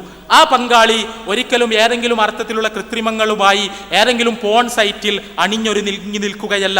പച്ചയായ ജീവിതത്തിൽ നിന്ന് കടന്നു വന്നിട്ടുള്ള ഒരു സഹോദരിയാണിത്. ആ സഹോദരിയുടെ ശരീരം നിങ്ങളുടെ കണ്ണുകളെ തൃപ്തമാക്കാതിരിക്കുകയും നിങ്ങളെ പ്രലോഭിപ്പിക്കാതിരിക്കുകയും നിങ്ങളിൽ ശാരീരികമായ പ്രതികരണങ്ങൾ സൃഷ്ടിക്കാതിരിക്കുകയും ചെയ്യും. ഇത് അവൾക്ക് മനസ്സിലാകും. അവൾക്ക് മനസ്സിലാകുന്നതോടുകൂടി എനിക്ക് എൻ്റെ ഭർത്താവിനെ ലൈംഗികമായി ഉദ്ദീപിപ്പിക്കുവാൻ കഴിയുന്നില്ല എന്ന് തോന്നി തുടങ്ങുമ്പോൾ അവളെ അസംതൃപ്തി ബാധിക്കുന്നു. വിവാഹത്തിൽ നിന്ന് ലൈംഗികമായൊരു സംതൃപ്തിയും ലഭിക്കാത്ത നിങ്ങൾ സ്ക്രീനിന് മുന്നിലേക്ക് തന്നെ മടങ്ങുന്നു, പോണോഗ്രാഫിക്ക് മുന്നിൽ തപസ്സിരിക്കുന്നു. അവിടെ വിവാഹം ഒരു ചടങ്ങായി മാറുന്നു. പാവം ഒരു പെൺകുട്ടി നരകിക്കുന്നു. നിങ്ങളുടെ ലൈംഗികമായ ആസ്വാദനങ്ങൾ സ്ക്രീനിൽ സംഭവിക്കുന്നു. യഥാർത്ഥ ജീവിതത്തിൽ നിങ്ങൾ ലൈംഗികമായി പരാജയപ്പെടുന്നു. ആ പരാജയം നിങ്ങളുടെ ജീവിതത്തെ മുഴുവനായി ബാധിക്കുന്നു. ആ ബാധിക്കൽ നിങ്ങളെ തന്നെ പാടെ തകർത്ത് കളയുന്നു. ഇതാണ് യഥാർത്ഥത്തിൽ പോണോഗ്രഫി അഡിക്ഷൻ കൊണ്ട് സംഭവിക്കാനിരിക്കുന്ന ദുരന്തം. അതിനാൽ വളരെ ഗൗരവത്തോടുകൂടി അത് മനസ്സിലാക്കുകയും അതിൽ നിന്ന് പിന്തിരിയുകയും ചെയ്യാൻ നമുക്ക് കഴിയണം. വിശ്വാസിയെ സംബന്ധിച്ചിടത്തോളം ഇത്തരം പ്രലോഭനങ്ങളിൽ നിന്ന് മാറി നിൽക്കാൻ വളരെ എളുപ്പമാണ്. നമ്മുടെ മനസ്സിൽ പടച്ചവനുണ്ടെങ്കിൽ, നമ്മുടെ മനസ്സിൽ പരലോകമുണ്ടെങ്കിൽ. കണ്ണുകൊണ്ടുള്ള നോട്ടം വ്യഭിചാരമാണ് എന്നും അന്യ സ്ത്രീയുടെ നഗ്നതയിലേക്ക് ഒരിക്കലും നോക്കിക്കൂടാ എന്നും മുഖം എന്ന നഗ്നതയല്ലാത്ത സ്ത്രീ ഭാഗത്തേക്ക് പോലും ആസക്തിയോടുകൂടി ആവർത്തിച്ചു നോക്കിക്കൂടാ എന്നും പഠിപ്പിക്കപ്പെട്ടിട്ടുള്ള ഒരു വിശ്വാസി എന്ന നിലക്ക് പടച്ചതമ്പുരാന്റെ നിരീക്ഷണത്തിലാണ് ഏത് സമയവും നമ്മൾ ജീവിക്കുന്നത് എന്ന ബോധ്യമുള്ളവർ എന്ന നിലക്ക് അള്ളാഹുവിൻ്റെ നിരീക്ഷണത്തെ മറികടന്നുകൊണ്ട് നമുക്കൊരിക്കലും ഒരു സ്ക്രീനിലും ഒരു മൗസ് ക്ലിക്കും നടത്താൻ കഴിയില്ല എന്നും, അങ്ങനെ നമ്മൾ നടത്തിയാൽ പരലോകത്ത് കൃത്യമായി പിടിക്കപ്പെടും എന്നുമുള്ള ബോധമുണ്ടെങ്കിൽ തീർച്ചയായും ഈ അപകടങ്ങളിൽ നിന്ന് മാറി നിൽക്കാനും സംതൃപ്തമായ വിവാഹ ജീവിതം നയിക്കാനും നമുക്ക് കഴിയും എന്നതാണ് സത്യം. അതിന് അള്ളാഹു അനുഗ്രഹിക്കട്ടെ എന്ന് പ്രാർത്ഥിക്കുന്നു. അസ്സലാമു അലൈക്കും. എൻ്റെ പേര് സദാദ്. ഞാൻ ഫറൂഖ് കോളേജിലെ 2ാം വർഷ വിദ്യാർത്ഥിയാണ്. ക്യാമ്പസിനെ സംബന്ധിച്ചിടത്തോളം ക്യാമ്പസ് ഒരു ബഹുസ്വര സമൂഹമാണ്. അവിടെ വിവിധ മതങ്ങളിൽപ്പെട്ട, വിവിധ സംസ്കാരങ്ങളിൽ നിന്ന് കടന്നു വരുന്ന ധാരാളക്കണക്കിന് വിദ്യാർത്ഥികളുണ്ട്. പക്ഷേ പലപ്പോഴും മുസ്ലിം വിദ്യാർത്ഥികളെ സംബന്ധിച്ചിടത്തോളം തങ്ങളുടെ ആദർശത്തെ അവിടെ ഉയർത്തിപ്പിടിച്ചുകൊണ്ട് ജീവിക്കാൻ കഴിയുന്നില്ല എന്ന വലിയൊരു സങ്കടം പലപ്പോഴും കാണാൻ സാധിക്കുന്നുണ്ട്. ക്യാമ്പസിൽ ഹിന്ദു, ക്രിസ്ത്യൻ, മുസ്ലിം സമൂഹങ്ങളിൽപ്പെട്ട ധാരാളക്കണക്കിന് വിദ്യാർത്ഥികളുണ്ട്. ഇവിടെ ഇത്തരം വ്യത്യസ്തമായ മതങ്ങളിൽ നിന്നുള്ള വിദ്യാർത്ഥികളെ സംബന്ധിച്ചിടത്തോളം അവർക്കെല്ലാം അവരുടേതായ ആഘോഷങ്ങളുണ്ട്, അവരുടേതായ ആചാരങ്ങളുണ്ട്. ഇങ്ങനെ നമ്മുടെ ക്യാമ്പസുകളിൽ ഇന്നത്തെ ഒരു പൊതുവായ ട്രെൻഡ് എന്നത് ഇത്തരം ആഘോഷവേളകളിൽ പലപ്പോഴും മുസ്ലിം വിദ്യാർത്ഥികൾ ധാരാളമായി അണിചേരുന്നുണ്ട്. ഓണാഘോഷമാകട്ടെ, ക്രിസ്തുമസ് ആഘോഷങ്ങളാകട്ടെ, അവിടെ അതിൻ്റെയെല്ലാം അടിത്തറ എവിടെയാണ് നിലകൊള്ളുന്നത് എന്ന് പോലും പരിശോധിക്കാതെ അത്തരത്തിലുള്ള ആഘോഷങ്ങളിൽ സുലഭമായി പങ്കെടുക്കുന്ന മുസ്ലിം വിദ്യാർത്ഥികളുടെ എണ്ണം ഇന്ന് ക്യാമ്പസിൽ വർദ്ധിച്ചു കൊണ്ടിരിക്കുകയാണ്. ആഘോഷങ്ങൾക്ക് പുതിയൊരു മാനം കൈവന്നുകൊണ്ടിരിക്കുന്ന ഒരു സ്ഥിതിവിശേഷമാണുള്ളത്. ബർത്ത്ഡേ ആഘോഷങ്ങളാകട്ടെ, അവയെല്ലാം അടിപൊളിയായി നടന്നുകൊണ്ടിരിക്കുന്ന ഒരു സ്ഥിതിവിശേഷമാണ് ഇന്ന് ക്യാമ്പസുകളിൽ നമുക്ക് കാണുവാൻ സാധിക്കുന്നത്. ഇത് ഒരു ഭാഗത്തുണ്ട്. മറുഭാഗത്ത് മുസ്ലിം വിദ്യാർത്ഥികളെ സംബന്ധിച്ചിടത്തോളം അവർ അവരുടെ ആദർശം ഉയർത്തിപ്പിടിച്ചുകൊണ്ട് ക്യാമ്പസിൽ ജീവിക്കുമ്പോൾ അവനെ ചൂണ്ടിക്കാട്ടിക്കൊണ്ട് ഭീകരവാദിയായി പലപ്പോഴും തമാശ രൂപേണയോ അല്ലാതെയോ വിളിക്കുന്ന ഒരു സ്ഥിതിവിശേഷമുണ്ട്. അതുപോലെ തന്നെ ഇത്തരത്തിലുള്ള ആഘോഷങ്ങളിൽ നിന്ന് മാറി നിന്നുകൊണ്ട് ഞാനൊരു മുസ്ലിമാണ്, ഞാനൊരു മുസ്ലിം വിദ്യാർത്ഥിയാണ്, എൻ്റെ ഐഡൻറ്റിറ്റി എനിക്ക് കാത്തു സൂക്ഷിക്കണമെന്ന് ജീവിതത്തിലൂടെ ഒരാൾ കാണിക്കുകയാണ് എങ്കിൽ പലപ്പോഴും അവൻ്റെ മതേതരത്വ പ്രതിച്ഛായയെ പലപ്പോഴും പലരും മാന്തി വലിക്കുന്നതും നമുക്ക് കാണുവാൻ സാധിക്കുന്നുണ്ട്. മതേതരത്വം എന്നതിനെ പലപ്പോഴും തെറ്റിദ്ധരിക്കുന്ന ഒരു സ്ഥിതിവിശേഷമാണ് ഇന്ന് ക്യാമ്പസുകളിൽ കാണാൻ സാധിക്കുന്നത്. തൻ്റെ ആദർശത്തിൽ അടിയുറച്ച് ജീവിക്കുന്നതിന് മതേതരത്വം എന്ന് പറയുന്ന ഈ ആശയം തടസ്സമാണ് എന്ന് പലരും തെറ്റിദ്ധരിച്ചിരിക്കുന്നു. മതേതരത്വവാദിയാണ് താൻ എന്ന് ശഠിക്കുന്നതിന് വേണ്ടി ഇത്തരത്തിലുള്ള ആഘോഷങ്ങളിൽ പങ്കുചേരുന്നതിന് പലരും നിർബന്ധിതരായിത്തീരുന്നു. ഇത്തരത്തിലുള്ള ഒരവസ്ഥാവിശേഷമുണ്ട്. അതുപോലെ തന്നെ ഇത്തരത്തിലുള്ള മതത്തെക്കുറിച്ച് സംബന്ധിക്കുന്ന ചർച്ചകളിൽ പങ്കെടുക്കുകയും മതവിശ്വാസത്തെ സംബന്ധിച്ചുള്ള പ്രബോധന പ്രവർത്തനങ്ങളിൽ വ്യാപൃതരാവുകയും ചെയ്യുമ്പോൾ അതിനെ ചൂണ്ടിക്കാണിച്ചുകൊണ്ട് ക്യാമ്പസ് ഇപ്പോൾ ആധ്യാത്മികതയുടെ ലോകമായി മാറിക്കൊണ്ടിരിക്കുന്നുവെന്ന് പല ഭാഗത്തു നിന്നുള്ള ചർച്ചകളും വിമർശനങ്ങളും കടന്നു വരുന്നുണ്ട്. ഇതെല്ലാം നമ്മെ സംബന്ധിച്ചിടത്തോളം ക്യാമ്പസിൽ ജീവിക്കുമ്പോൾ അനുഭവിക്കേണ്ടി വരുന്നുണ്ട്. ഇതൊരു ഭാഗമാണ്. മറുവശത്ത് മതത്തെക്കുറിച്ചുള്ള തെറ്റായ പരികൽപ്പനകളിലേക്ക് പലപ്പോഴും മുസ്ലിം സുഹൃത്തുക്കൾ പോയിക്കൊണ്ടിരിക്കുന്ന ദുരന്തപൂർണമായ ഒരു കാഴ്ചയ്ക്ക് നമുക്ക് ക്യാമ്പസിലെ പരിച്ഛേദങ്ങളിൽ നിന്ന് മനസ്സിലാക്കാൻ സാധിക്കുന്നുണ്ട്. പലപ്പോഴും ക്യാമ്പസിലെ സുഹൃത്തുക്കളെ സംബന്ധിച്ചിടത്തോളം അവർ മതത്തെ തെറ്റിദ്ധരിച്ചിരിക്കുന്നു. മതമെന്ന് പറയുന്നത് നമ്മുടെ ദീനിനെ ഇവിടെ സംസ്ഥാപിക്കുന്നതിനുള്ള മാർഗമാണ് എന്ന് പല വിദ്യാർത്ഥികളും തെറ്റിദ്ധരിച്ചു പോയിരിക്കുന്ന ഒരു സ്ഥിതിവിശേഷമുണ്ട്. ലോകത്ത് മുസ്ലിങ്ങൾക്ക് വേണ്ടി ഒരു ഖലീഫ രംഗത്ത് വന്നിരിക്കുന്നു. ആ ഖലീഫക്ക് കീഴിൽ അണിനിരക്കുകയും ആ ഖലീഫയുടെ പിന്നിൽ അണിനിരന്നുകൊണ്ട് ലോകത്ത് മുസ്ലിങ്ങൾക്ക് വേണ്ടിയുള്ള ഒരു സാമ്രാജ്യം കെട്ടിപ്പടുക്കുന്നതിന് വേണ്ടി നമുക്ക് എന്തുകൊണ്ട് ഇറങ്ങിക്കൂടാ എന്നുള്ള ചോദ്യങ്ങൾ പലപ്പോഴും കടന്നു വന്നിരിക്കുന്നു. ഇത്തരത്തിലുള്ള അതിവാദ ചിന്തകളിലേക്ക് നമ്മുടെ സുഹൃത്തുക്കളും സഹോദരങ്ങളും പോയിക്കൊണ്ടിരിക്കുന്ന ദുരന്തപൂർണമായ ഒരു കാഴ്ച ഇന്ന് ക്യാമ്പസിൽ ചെറിയ ന്യൂനപക്ഷമാണെങ്കിൽ പോലും അവരിൽ നിന്നും കടന്നു വരുന്നുണ്ട് എന്നത് സങ്കടകരമാണ് എന്നീ അവസരത്തിൽ കുറിക്കുകയാണ്. ഞാൻ നിർത്തുന്നു. അസ്സലാമു അലൈക്കും വറഹ്മത്തുള്ളാഹി. നമ്മളിതുവരെ ചർച്ച ചെയ്ത വിഷയങ്ങളിൽ നിന്ന് അല്പം വ്യത്യസ്തമായ ചില കാര്യങ്ങളാണ് സദാദ് സംസാരത്തിൽ സൂചിപ്പിച്ചത്. ഒന്നാമതായി സൂചിപ്പിക്കപ്പെട്ടത് ക്യാമ്പസിൽ ഇസ്ലാമികമായ വ്യക്തിത്വം നിലനിർത്തുമ്പോൾ ഇസ്ലാമിന് വിരുദ്ധമായ സന്ദർഭങ്ങളിൽ നിന്ന് മാറി നിൽക്കുവാൻ വേണ്ടി ശ്രദ്ധിക്കുമ്പോൾ പലപ്പോഴും മതമൗലികവാദി എന്നും ഭീകരവാദി എന്നുമെല്ലാം പഴി കേൾക്കേണ്ടി വരുന്നു. വിദ്യാർത്ഥികൾക്കിടയിൽ ഇസ്ലാമിക പ്രബോധന പ്രവർത്തനങ്ങൾ നടത്തുന്ന സമയത്ത് ഈ ക്യാമ്പസിനെ മതവൽക്കരിക്കുകയാണ് എന്ന ആക്ഷേപം ഉണ്ടാകുന്നു. മതേതരത്വം എന്ന് പറഞ്ഞാൽ ക്യാമ്പസിലെ വിദ്യാർത്ഥികളെല്ലാം മതപരമായ സ്വത്വം എറിഞ്ഞുകളയലാണ് എന്ന രീതിയിൽ പ്രചരണങ്ങൾ ഉണ്ടാകുന്നു എന്നെല്ലാമാണ് സൂചിപ്പിക്കപ്പെട്ടത്. ഇവിടെ നമ്മൾ അടിസ്ഥാനപരമായി മനസ്സിലാക്കേണ്ട രണ്ട് കാര്യങ്ങളുണ്ട്. ഒന്നാമതായി ഏത് കാലഘട്ടത്തിലും എല്ലാ വിശ്വാസികളും കേട്ട ആക്ഷേപങ്ങളാണ് ഇവയെല്ലാം. ബഹുസ്വരമായൊരു സാമൂഹ്യ ക്രമത്തിൽ നമ്മൾ ജീവിക്കുമ്പോഴെല്ലാം ഇസ്ലാമികമായ വ്യക്തിത്വം ഉയർത്തിപ്പിടിക്കുകയും ഇസ്ലാമിക പ്രബോധന പ്രവർത്തനങ്ങൾക്ക് നമ്മൾ നേതൃത്വം കൊടുക്കുകയും ചെയ്യുമ്പോൾ സ്വാഭാവികമായും ഒരുപാട് ആക്ഷേപങ്ങൾ നമ്മൾ കേൾക്കേണ്ടി വരും. ആ ആക്ഷേപങ്ങളെ പടച്ച തമ്പുരാന്റെ മാർഗത്തിൽ പ്രതിഫലം ലഭിക്കുന്ന ചില അനുഭവങ്ങൾ എന്ന രീതിയിൽ മനസ്സിലാക്കുകയും അതിനെ ആസ്വദിക്കാനുള്ളൊരു മാനസിക നിലവാരത്തിലേക്ക് നമ്മൾ വളരുകയുമാണ് ചെയ്യേണ്ടത്. പക്ഷേ അതോടൊപ്പം വളരെ പ്രാധാന്യത്തോടു കൂടി നമ്മൾ മനസ്സിലാക്കേണ്ട അതിൻ്റെ ഒരു രണ്ടാമത്തെ വശമുണ്ട്. അത്തരം ആക്ഷേപങ്ങൾക്ക് ഇടം സൃഷ്ടിച്ചു കൊടുക്കുന്ന തരത്തിലായിക്കൂടാ ക്യാമ്പസിലെ നമ്മുടെ ഇടപെടലുകളൊന്നും.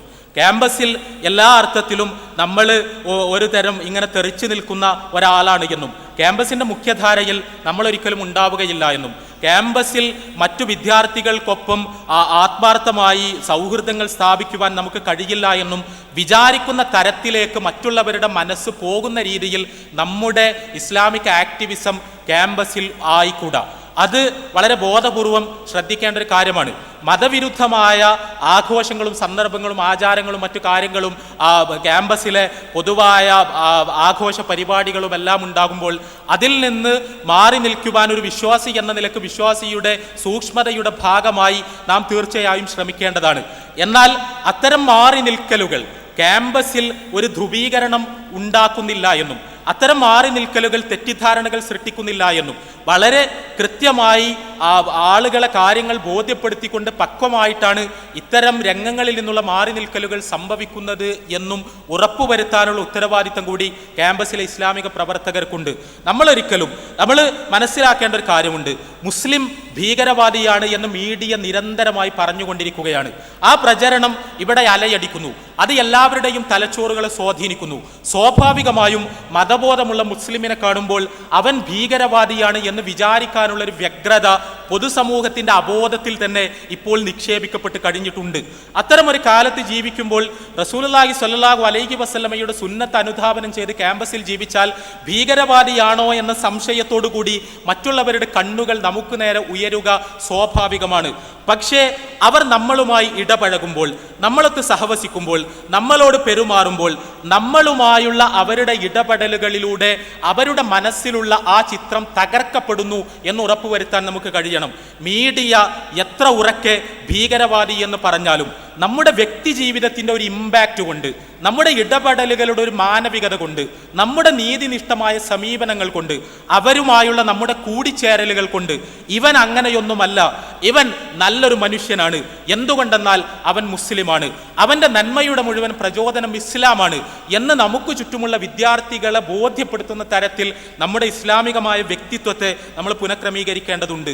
അതിനു പകരം ഞങ്ങൾ മനസ്സിലാക്കിയതുപോലെ ഇവൻ അപകടകാരി തന്നെയാണ് എന്ന് മറ്റുള്ളവർക്ക് തോന്നുന്ന രീതിയിൽ നമ്മൾ അന്തർമുഖനാവുകയും ക്യാമ്പസിൻ്റെ എല്ലാ പൊതുപ്രവർത്തനങ്ങളിൽ നിന്നും മാറി നിൽക്കുകയും അവിടെ തെറ്റിദ്ധാരണകൾ സൃഷ്ടിക്കുകയും ചെയ്യുന്നൊരു തരത്തിലേക്ക് അത് പോയിക്കൂടാ എന്ന് മാത്രമാണ് സൂചിപ്പിക്കാനുള്ളത്. അതോടൊപ്പം രണ്ടാമത്തെ ഒരു തലം ഇവിടെ സൂചിപ്പിക്കപ്പെട്ടു. ലോകത്ത് പുതിയ ഭീകര പ്രസ്ഥാനങ്ങൾ ഉണ്ടാകുന്നു. ആ ഭീകര പ്രസ്ഥാനങ്ങളിലേക്ക് ആളുകളെ ആകർഷിക്കുവാനുള്ള പരിശ്രമങ്ങൾ സജീവമാകുന്നു. നമ്മൾ സൈബർ ലോകത്താണ് ജീവിക്കുന്നത്. ഇന്നത്തെ വിദ്യാർത്ഥിനികൾ നിങ്ങളാരും ഇവിടെ നിന്നുള്ള പ്രസംഗങ്ങളും പ്രഭാഷണങ്ങളും മാത്രം കേട്ട് വീട്ടിലേക്ക് മടങ്ങിപ്പോകുന്നവരല്ല.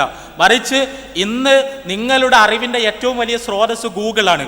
അവിടെ ലോകത്തിൻ്റെ വ്യത്യസ്ത ഭാഗങ്ങളിലുള്ള മുസ്ലിം പണ്ഡിതന്മാരുടെ പ്രഭാഷണങ്ങളും അവരുടെ പുസ്തകങ്ങളുമെല്ലാം നിങ്ങൾക്ക് ലഭ്യമാകുന്നുണ്ട്. അവയിൽ നിന്ന് ഇസ്ലാമിനെ കുറിച്ച് മനസ്സിലാക്കുവാൻ നിങ്ങൾ പരിശ്രമിക്കുന്നുമുണ്ട്. പക്ഷേ നിങ്ങളെല്ലാവരും ഒരു കാര്യം നിർബന്ധമായും മനസ്സിൽ വെക്കണം. പണ്ഡിതന്മാരാണ്. അവരെത്ര വലിയവരായാലും അവർക്ക് മതപരമായ വിഷയങ്ങളിൽ ആഴത്തിലുള്ള ഗ്രാഹ്യമുണ്ട്. ആ പണ്ഡിതന്മാർക്ക് പക്ഷേ അവരുടേതായ സാമൂഹ്യ പശ്ചാത്തലങ്ങളുണ്ട്. തങ്ങളുടേതായ സാമൂഹ്യ പശ്ചാത്തലങ്ങൾക്ക് നടുവിലിരുന്നു കൊണ്ട് പ്രമാണങ്ങളെ വ്യാഖ്യാനിക്കുവാനും അപഗ്രഥിക്കുവാനുമുള്ള പരിശ്രമങ്ങളാണ് അവർ നടത്തുന്നത്.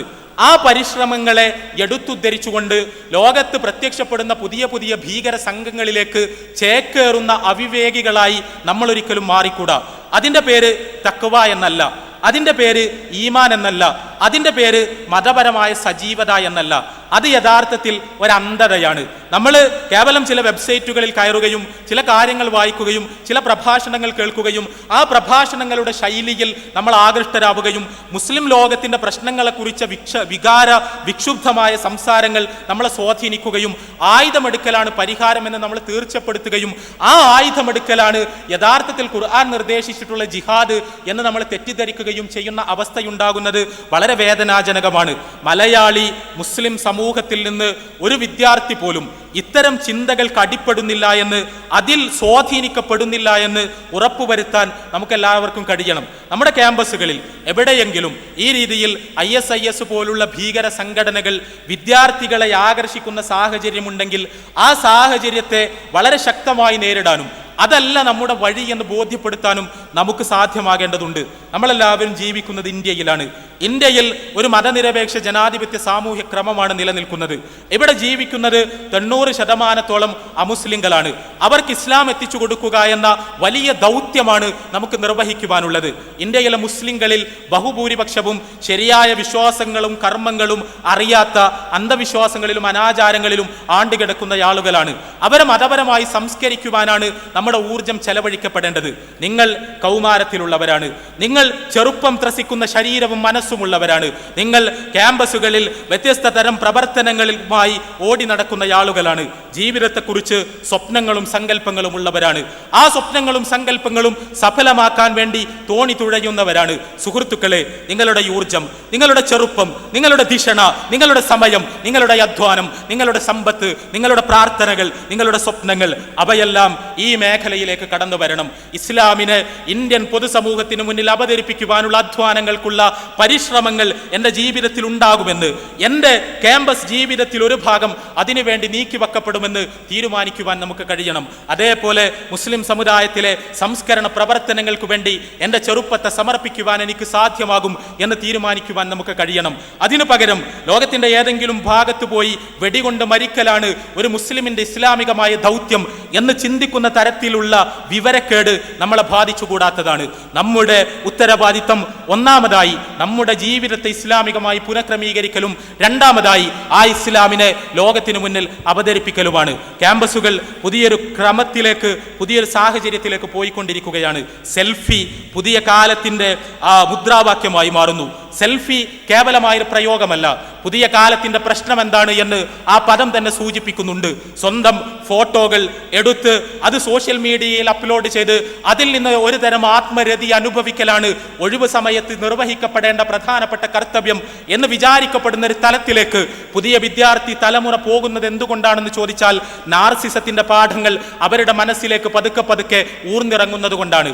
എന്താണ് ജീവിതത്തിന്റെ ലക്ഷ്യം എന്ന ചോദ്യത്തിന് കുറെ പണമുണ്ടാക്കണം, കുറെ പഠിക്കണം, നല്ല ജോലി വേണം, ബാക്കിയുള്ള സമയത്ത് മുഴുവൻ അടിച്ചു പൊളിക്കണം, എനിക്ക് സ്വയം ആത്മരതി അനുഭവിക്കണം, ആ ആത്മരതി അനുഭവിക്കാൻ വേണ്ടി എന്നെ പരമാവധി വലുതാക്കണം, അതിനു മുന്നിൽ മറ്റൊന്നും തടസ്സമായിക്കൂടാ എന്ന് ചിന്തിക്കുന്ന തരത്തിലേക്ക്, തന്നിലേക്ക് ചിന്തകൾ ഒതുങ്ങിപ്പോകുന്ന ഒരു ലോകത്തിലേക്ക് നമ്മൾ സംക്രമിച്ചു കൊണ്ടിരിക്കുകയാണ്. അവിടെയാണ് ക്യാമ്പസുകൾ വലിയ അപകടം അനുഭവിക്കാൻ പോകുന്നത്. നമ്മൾ പറയുന്ന ഈ അരാഷ്ട്രീയവൽക്കരണത്തിന്റെയും ക്യാമ്പസിലെ സാമൂഹ്യ പ്രതിബദ്ധത ചോർന്നു പോകുന്നതിന്റെയും കരിയറിസത്തിന്റെയും എല്ലാം അടിത്തറ യഥാർത്ഥത്തിൽ വളർന്നു വന്നുകൊണ്ടിരിക്കുന്ന മുതലാളിത്തം സൃഷ്ടിച്ച ഈ ആത്മാരാധനയുടെ സംസ്കാരമാണ്. ആ സംസ്കാരം നമ്മളെ ചെറിയ അളവിലെങ്കിലും സ്വാധീനിച്ചിട്ടുണ്ടെങ്കിൽ നമ്മൾ പുനഃപരിശോധിക്കണം. നമ്മുടെ ജീവിതം കേവലം തിന്നുകയും കുടിക്കുകയും രസിക്കുകയും രമിക്കുകയും കുറെ പണമുണ്ടാക്കുകയും അടിച്ചു പൊളിക്കുകയും കുറെ ആത്മാരാധന നടത്തുകയും ചെയ്ത് തീർന്നു പോകുന്ന ഒരു ജീവിതമായി കൂടാ. മറിച്ച് നമ്മുടെ ചുറ്റുമുള്ളവർക്ക് വെളിച്ചം നൽകുന്ന, നമ്മുടെ ചുറ്റുമുള്ളവർക്ക് ദൈവികമായ പ്രകാശം എത്തിച്ചു കൊടുക്കുന്ന, അതിനുവേണ്ടി വിയർക്കുന്ന, അതിനുവേണ്ടി കിതക്കുന്ന, അതിനുവേണ്ടി കുതിക്കുന്ന, അതിനുവേണ്ടി സമയം സാർത്ഥകമായി വിനിയോഗിക്കപ്പെടുന്ന ഒരു വിദ്യാർത്ഥിത്വമായി നമ്മൾ മാറണം. MSM അതിനുവേണ്ടി നിങ്ങളെ ക്ഷണിക്കുകയാണ്.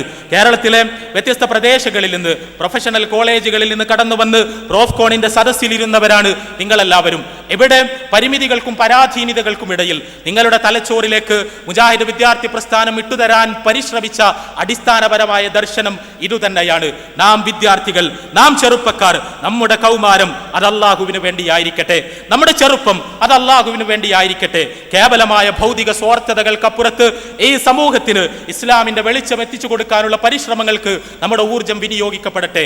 ആ ഊർജം പ്രോഫ്കോൺ നമുക്ക് നൽകണം. ഇവിടെ മുതൽ മുജാഹിദ് വിദ്യാർത്ഥി പ്രസ്ഥാനം നടത്തുന്ന വ്യത്യസ്ത തരം പ്രബോധന സംസ്കരണ പ്രവർത്തനങ്ങൾ, ആ പ്രവർത്തനങ്ങളിൽ മുഴുവൻ ഇടമുറിയാത്ത കണ്ണികളായി നിങ്ങളെല്ലാവരും ഉണ്ടാകണം. അങ്ങനെ നമ്മുടെ ഖബർ ജീവിതത്തിലും മരണാനന്തര ജീവിതത്തിലും പടച്ച തമ്പുരാന്റെ മുമ്പിൽ സംതൃപ്തിയോടുകൂടി എൻ്റെ യൗവനവും എൻ്റെ കൗമാരവും നാഥ നിനക്ക് വേണ്ടി ഞാൻ സമർപ്പിച്ചു എന്ന് പറയാൻ കഴിയുന്ന തരത്തിൽ ഇസ്ലാമികമായ സംഘടിത പ്രബോധന പ്രവർത്തനങ്ങളുടെ സജീവതയിലേക്ക് പ്രവേശിക്കുവാൻ നിങ്ങൾക്കെല്ലാവർക്കും നമുക്കെല്ലാവർക്കും കഴിയട്ടെ എന്ന് പ്രാർത്ഥിച്ചുകൊണ്ട് ഞാൻ അവസാനിപ്പിക്കുകയാണ്.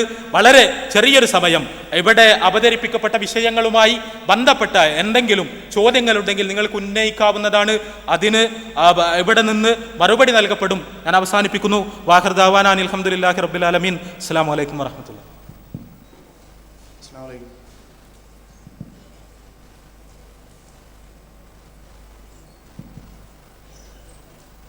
അസ്സലാമു അലൈക്കും.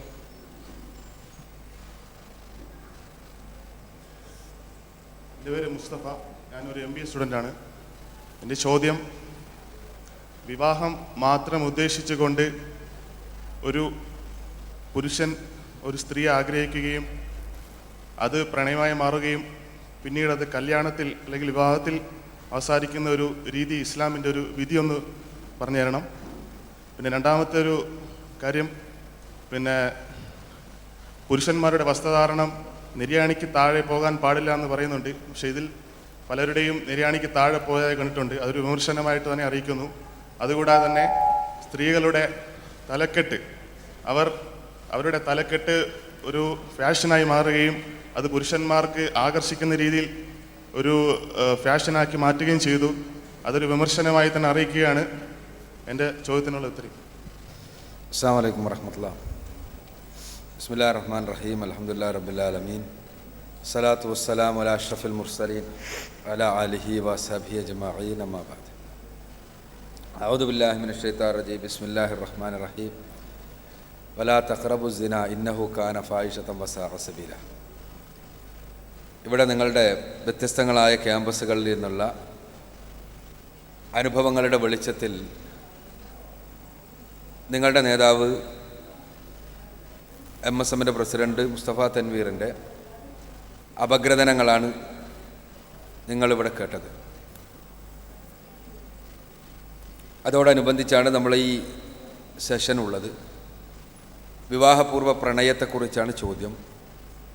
ഒരു പെൺകുട്ടിയെ കണ്ട് ഇഷ്ടപ്പെടുകയും അത് പ്രണയമായി മാറുകയും അത് പിന്നീട് വിവാഹത്തിലെത്തുകയും ചെയ്യുന്നതിനെക്കുറിച്ചുള്ള അഭിപ്രായം എന്താണെന്നാണ് ചോദ്യം. ഇസ്ലാമികമായി ഒരു പെൺകുട്ടിയെ കണ്ടാൽ ഒരു പുരുഷൻ ഇഷ്ടപ്പെടാം,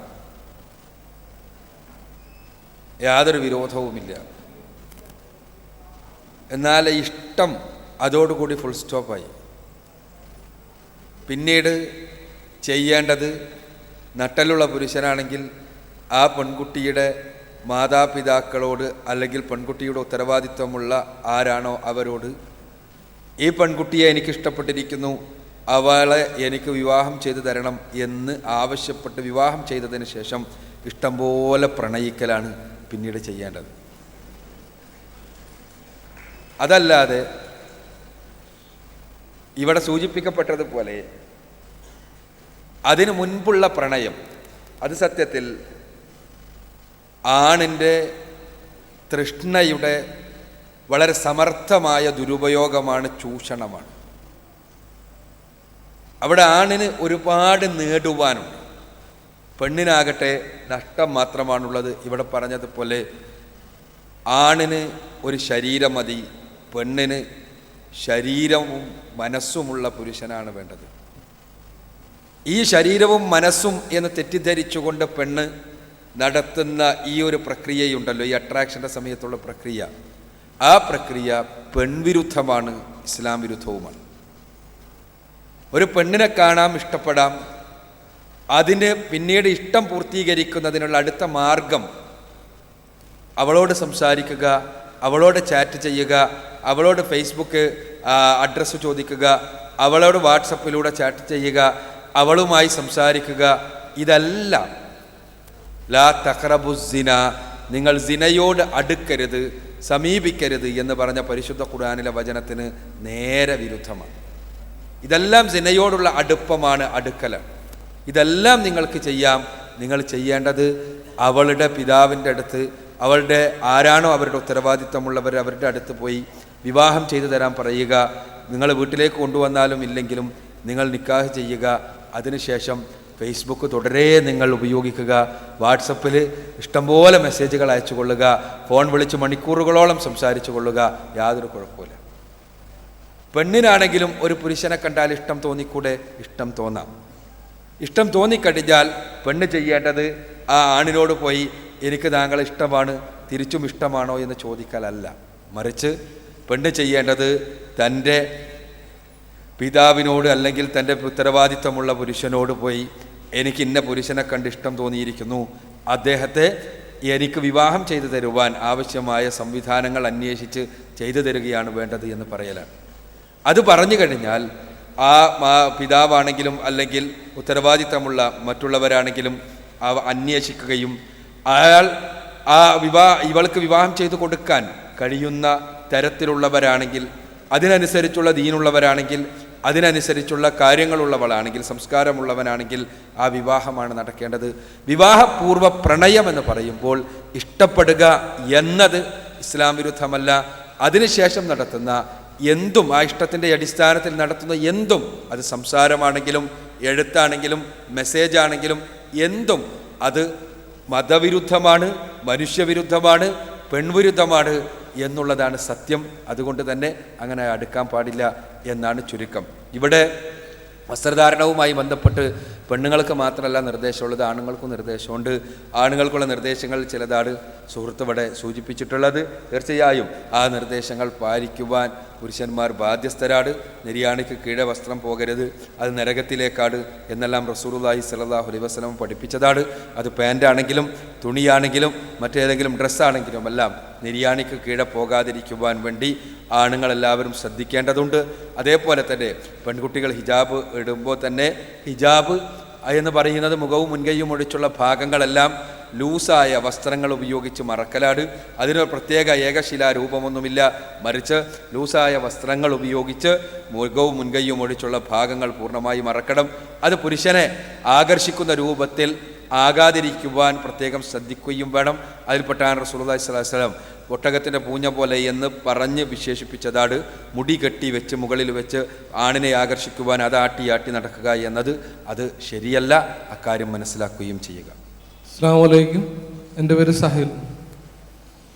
ഈ ലോകം ആസ്വദിക്കാനുള്ളതാണ് എന്ന കൺസെപ്റ്റ് ആണ് യുവാക്കളെ ആകർഷിച്ച് നമ്മൾ പല തെറ്റി വഴിയിലോട്ട് നമ്മൾ പോകുന്നത്. ഒരു മുസ്ലിമായി ജീവിച്ചാലും നമുക്ക് ഈ ജീവിതം ആസ്വദിക്കാൻ കഴിയും എന്ന് പറഞ്ഞ് മനസ്സിലാക്കാൻ പറ്റാതെ പോയത് ഈ നാട്ടിലെ മുസ്ലിം പണ്ഡിതന്മാരുടെയും കൂടി കുഴപ്പമല്ലേ? ഈ നാട്ടിലെ യുവാക്കളെ മാത്രം അതിന് കുറ്റം പറഞ്ഞിട്ട് കാര്യമുണ്ടോ എന്നാണ് എൻ്റെ ചോദ്യം. വളരെ പ്രസക്തമാണ്. തീർച്ചയായും ഈ ഇസ്ലാം എന്ന് പറഞ്ഞാൽ മറ്റ് മതങ്ങളെപ്പോലെയല്ല. മറ്റ് മതങ്ങളെന്ന് പറയുമ്പോൾ അതിൻ്റെ ആത്മീയമായ ഔന്നത്യം എന്ന് പറഞ്ഞാൽ ജീവിതത്തിൽ നിന്നുള്ള ഒളിച്ചോട്ടമാണ്. ജീവിതത്തിൽ നിന്നുള്ള ഒളിച്ചോടിയ ആളുകളെയാണ് അതിൽ ആത്മീയമായി ഏറ്റവും ഉന്നതരായ ആളുകളായി അറിയപ്പെടുന്നത്. നിങ്ങൾക്കറിയാം, ഭാരതീയ ദർശനത്തെ സംബന്ധിച്ചിടത്തോളം നമ്മൾ പറയുക സന്യാസിമാരാണ്. അവരാണ് ഭാരതത്തിൽ ആത്മീയതയുടെ ഉന്നത ഭാവമുള്ളവരെന്നാണ്. സന്യാസിയായ യാജ്ഞവൽക്യം പറഞ്ഞത് എന്താണെന്ന് വെച്ചാൽ, സ്ത്രീയെ ഒരർത്ഥത്തിലും എല്ലാ ദോഷങ്ങളുടെയും കാരണമാണ് സ്ത്രീ, അതുകൊണ്ട് തന്നെ അവളുടെ അടുത്ത് സമീപിക്കാനേ പാടില്ല എന്ന്. സർവേഷാം ദോഷരക്താനം സുസമുദ്ഗികയാനയ ദുഃഖ ശൃംഖലയാം നിത്യ മലമസ്തു മമ സ്ത്രീയാം. ഇത് ഈ ശ്ലോകത്തിൻ്റെ അവസാനം പറയുന്നത് എല്ലാ ദുഃഖങ്ങളുടെയും എല്ലാ ദോഷങ്ങളുടെയും എല്ലാ അപകടങ്ങളുടെയും കാരണം സ്ത്രീയാണ്. അതുകൊണ്ട് ഭഗവാൻ നിന്നെ അതിൽ നിന്ന് രക്ഷപ്പെടുത്തട്ടെ എന്ന് അത് തമ്പുരാൻ ആണുങ്ങളോട് പറയും. ഞാൻ പറഞ്ഞു വരണത്, ഇത് ഇവിടെ ഉണ്ടായിരുന്ന ഒരു സന്യാസ വീക്ഷണമാണ്, അഥവാ ബ്രഹ്മചര്യത്തിൻ്റെ ജീവിത നിഷേധത്തിൻ്റെ വീക്ഷണം. ഈ സന്യാസം ആത്മീയമായ ഔന്നത്യം എങ്ങനെയാണ് നേടിയെടുക്കേണ്ടത് എന്ന് പഠിച്ചു പോയ ആളുകൾ പിന്നീട് ഇങ്ങനെ ഭക്ഷണം കഴിക്കേണ്ടതുണ്ട് ജീവിക്കാൻ വേണ്ടി. അപ്പോൾ ജീവിതം നിലനിർത്താൻ വേണ്ടി മാത്രം ഭക്ഷണം, അത് തന്നെ മറ്റൊന്നും ഒരു രൂപത്തിലുമുള്ള പ്രയാസപ്പെടുത്തലുണ്ടാവാൻ പാടില്ല എന്നെല്ലാം പറഞ്ഞ് ബൗദ്ധ ജൈന ദർശനങ്ങളെല്ലാം എവിടെയൊക്കെയോ എത്തിപ്പോയത് നമുക്ക് കാണാൻ കഴിയും. ലോകത്ത് ഏറ്റവും കൂടുതൽ മതവിശ്വാസികളുടെ ക്രൈസ്തവ ദർശനത്തെ സംബന്ധിച്ചിടത്തോളം ഏറ്റവും കൂടുതൽ ആളുകളുള്ള കത്തോലിക്ക സഭയിൽ നമ്മൾ കാണുക, അവിടെയും ആത്മീയമായ ഔന്നത്യം എന്ന് പറഞ്ഞാൽ എന്താണ്? ജീവിത നിഷേധമാണ്. നമുക്കറിയാം, വിവാഹത്തിൽ നിന്നും ജീവിത ആസ്വാദനങ്ങളിൽ നിന്നും മാറി നിന്നിട്ട് ബ്രഹ്മചര്യം സ്വീകരിച്ച ആളുകളാണ് ആത്മീയമായ ഉന്നതന്മാർ, കന്യാസ്ത്രീകളാണെങ്കിലും അച്ഛന്മാരാണെങ്കിലുമല്ല. എന്നാൽ ഇസ്ലാം ഇവിടെ പഠിപ്പിക്കുന്നത് വളരെ കൃത്യമായി ജീവിതത്തെ യഥാരൂപത്തിൽ ആസ്വദിക്കുക എന്ന സന്ദേശമാണ്. ജീവിതത്തെ യഥാരൂപത്തിൽ മനുഷ്യരെ നിങ്ങൾ ആസ്വദിക്കുക എന്ന സന്ദേശമാണ്. ജീവിതത്തെ ആസ്വദിക്കണമെങ്കിൽ, യഥാരൂപത്തിൽ ആസ്വദിക്കണമെങ്കിൽ ദൈവികമായ മാർഗനിർദ്ദേശങ്ങളുടെ ഉള്ളിൽ നിന്നുകൊണ്ട് നിങ്ങൾ ജീവിതത്തെ ആസ്വദിക്കണം. അപ്പോൾ മാത്രമേ യഥാരൂപത്തിൽ സമാധാനത്തോടുകൂടി ശാന്തിയോടുകൂടി നിങ്ങൾക്ക് ജീവിതത്തെ ആസ്വദിക്കാൻ സാധിക്കുക എന്ന്. അതാണ് ഇസ്ലാമിൻ്റെ സന്ദേശം. ഇസ്ലാം മനുഷ്യപ്രകൃതിയുടെ ദർശനമാകുന്നത് അതുകൊണ്ടാണ്. ഫാഖിം വജ്ഹക ലിദ്ദീനി ഹനീഫൻ ഫിത്രത്തല്ലാഹി അല്ലത്തി ഫതറന്നാസ അലൈഹ ലാ തബ്ദീല ലിഖൽഖില്ലാ ദാലിക ദീനുൽ ഖയ്യിം വലാകിൻ അക്സറന്നാസി ലാ യഅലമൂൻ. ഖുർആൻ എത്ര സുന്ദരമായിട്ടാണ് പറയുന്നത് നോക്കുക. ഇസ്ലാമിനെ പരിചയപ്പെടുത്തിയിട്ട് ഖുർആൻ പറയുന്നത് നിങ്ങൾ ഏതൊരു പ്രകൃതിയിലാണോ നിങ്ങളെ സൃഷ്ടിക്കപ്പെട്ടത് ആ പ്രകൃതിയുടെ ദർശനമാണത്. പക്ഷേ ഈ ആസ്വാദനത്തിൻ്റെ ദർശനം, പ്രകൃതിയുടെ ദർശനം, നിങ്ങൾക്ക് ആവശ്യമുള്ളതെല്ലാം പൂർണ്ണമായി നേടിയെടുത്തുകൊണ്ട് തന്നെ ജീവിതത്തെ ആസ്വദിക്കുന്ന ദർശനം. വലാകിൻ അക്സറന്നാസി ലാ യഅലമൂൻ. പക്ഷെ മനുഷ്യന്മാർക്കും അത് തിരിഞ്ഞിട്ടില്ല കേട്ടോ, മനസ്സിലായിട്ടില്ല കേട്ടോ. ഇസ്ലാം യഥാർത്ഥത്തിൽ കൃത്യമായ വിധിവിലക്കുകൾക്കുള്ളിൽ നിന്നുകൊണ്ട് ജീവിതത്തെ എങ്ങനെ സമീപിക്കണം എന്ന് പഠിപ്പിച്ച ആശയമാണ്. റസൂലുള്ളാഹി സ്വല്ലല്ലാഹു അലൈഹി വസല്ലമയുടെ ജീവിതം നമുക്കറിയാലോ. ഈ എപ്പോഴും സെക്സ് എന്നുള്ള സാധനം ഇപ്പോൾ ഒരുപാട് ചർച്ച ചെയ്തു. സെക്സ് ചർച്ച ചെയ്യുമ്പോൾ ആത്മീയത, മതം എന്ന് പറഞ്ഞാൽ സെക്സിന് വിരുദ്ധം എന്നാണ് പൊതുവെ കാണാറുള്ളത്. അങ്ങനെയാണ്. യഥാർത്ഥത്തിൽ റസൂലുള്ളാഹി സ്വല്ലല്ലാഹു അലൈഹി വസല്ലമയുടെ ഒരു വചനം വളരെ ശ്രദ്ധേയമാണ്. പ്രവാചകൻ പഠിപ്പിച്ചത് സഹാബിമാർ പോലെ അത്ഭുതപ്പെട്ടു പോയി. അങ്ങനെയാണോ? നിങ്ങൾ നിങ്ങളുടെ ഇണയുമായി ശാരീരികമായി ബന്ധപ്പെടുന്നത് ഒരു സദഖയാണ്, പടച്ചോൻ്റെ അടുത്ത് നിന്ന് കൂലി കിട്ടുന്ന പ്രവർത്തനമാണ്. റസൂലുള്ള അവിടെയാണ്. അപ്പോൾ സഹാബിമാർ അത്ഭുതത്തോടു കൂടി ചോദിക്കുകയാണ്, റസൂലെ, ഞങ്ങൾ ശരീരത്തിൻ്റെ ഇച്ഛ പൂർത്തീകരിച്ചാൽ അതിന് കൂലി കിട്ടുന്നതാണോ? റസൂലുള്ള, അതെ, നിങ്ങൾ ആ ഇച്ഛയുടെ പൂർത്തീകരണം നിങ്ങൾക്ക് അനുവദിക്കപ്പെടാത്ത മാർഗത്തിലാണെങ്കിൽ ശിക്ഷ ലഭിക്കില്ലേ? എങ്കിൽ അനുവദിക്കപ്പെട്ട മാർഗത്തിൽ നിങ്ങളത് പൂർത്തീകരിച്ചാൽ നിങ്ങൾക്ക് കൂലി കിട്ടും, പ്രതിഫലം ലഭിക്കും. നിങ്ങളുടെ ഇണയെ നിങ്ങൾ സംതൃപ്തിപ്പെടുത്തുമ്പോൾ, നിങ്ങളുടെ ശരീരത്തിൻ്റെ ഇച്ഛകളെ നിങ്ങൾ പൂർത്തീകരിക്കുമ്പോൾ നിങ്ങൾ പടച്ചതമ്പുരാൻ്റെ അടുത്തേക്ക് കൂടുതൽ അടുക്കുകയാണ് എന്ന് പഠിപ്പിച്ച ആദർശമാണ് ഇസ്ലാം. അവിടെ ജീവിതത്തെ കൃത്യമായ വിധിവിലക്കുകൾക്കുള്ളിൽ നിന്നുകൊണ്ട് ആസ്വദിക്കുക. ആ വിധിവിലക്കുകൾക്കുള്ളിലുള്ളതല്ലാത്ത ആസ്വാദനം അപകടകരമാണ്. എപ്പോഴും പേടി മാത്രം സംഭാവന ചെയ്യുന്നതാണ്. യഥാർത്ഥത്തിൽ സമാധാനപരമായ ആസ്വാദനമല്ല അവിടെ ഉണ്ടാവുക. ഇപ്പം തന്നെ നമുക്കറിയാമല്ലോ, സെക്സിൻ്റെ വിഷയം തന്നെ നിങ്ങൾ എടുക്കുക. നമ്മൾ പരിധി വിടുമ്പോൾ എന്തൊക്കെ ഭയപ്പാടുകളാണ്, അല്ലെങ്കിൽ പടച്ചതമ്പുരാൻ പഠിപ്പിച്ചതിൻ്റെ അപ്പുറത്തേക്ക് പോകുമ്പോൾ എന്തൊക്കെ ഭയപ്പാടുകളാണ് മനസ്സിനകത്തേക്ക് കടന്നു വരുന്നത് എന്ന് പറയേണ്ട ആവശ്യമില്ലല്ലോ. എന്തൊക്കെ ലൈംഗിക രോഗങ്ങൾ, എന്തൊക്കെ പ്രശ്നങ്ങൾ, അതേപോലെ തന്നെ സാമൂഹികമായ പ്രശ്നങ്ങൾ, ഇതെല്ലാം അങ്ങനെയുള്ള പരിധിയില്ലാത്ത ആസ്വാദനത്തിൻ്റെ മുന്നിൽ. എന്നാൽ ഇസ്ലാം പഠിപ്പിച്ച കൃത്യമായ വെളിപാടുകൾക്കുള്ളിൽ നിന്നുള്ള വിധിവിലക്കുകൾക്കുള്ളിൽ നിന്നുകൊണ്ടുള്ള ആസ്വാദനം, അത് സംതൃപ്തിയുടെ പൂർണ്ണത നൽകുകയാണ് യഥാർത്ഥത്തിൽ. റസൂലുള്ളാഹി സ്വല്ലല്ലാഹു അലൈഹി വസല്ലമയുടെ ജീവിതം തന്നെ നോക്കുക നിങ്ങൾ. പ്രവാചകൻ സല്ലല്ലാഹു അലൈഹി വസല്ലമ ഒരു പിതാവായി നിൽക്കുമ്പോൾ, ഒരു വല്ലിപ്പയായി നിൽക്കുമ്പോൾ, ഒരു ഭർത്താവായി നിൽക്കുമ്പോൾ എല്ലാം തന്നെ അദ്ദേഹവുമായി ബന്ധപ്പെട്ട ആളുകൾക്ക് മുഴുവനും സംതൃപ്തി പ്രദാനം ചെയ്തു എന്നുള്ളതാണ് പ്രവാചകൻ സല്ലല്ലാഹു അലൈഹി വസല്ലമയുടെ സവിശേഷത. അതെങ്ങനെയാണ് സംതൃപ്തി? എല്ലാ അർത്ഥത്തിലുമുള്ള സംതൃപ്തി. പ്രവാചകൻ സല്ലല്ലാഹു അലൈഹി വസല്ലമയുടെ ബഹുഭാര്യത്വം പലരും വിമർശന വിധേയമാക്കാറുണ്ട്. ഒരേ സമയം 9 ഭാര്യമാരോടൊപ്പം ജീവിച്ച പ്രവാചകൻ സല്ലല്ലാഹു അലൈഹി വസല്ലമയുടെ സവിശേഷത, ഈ 9 ഭാര്യമാരും ഒരേ സമയം റസൂലുള്ളാഹി സല്ലല്ലാഹു അലൈഹി വസല്ലമയിൽ തൃപ്തരായിരുന്നു എന്നതാണ്.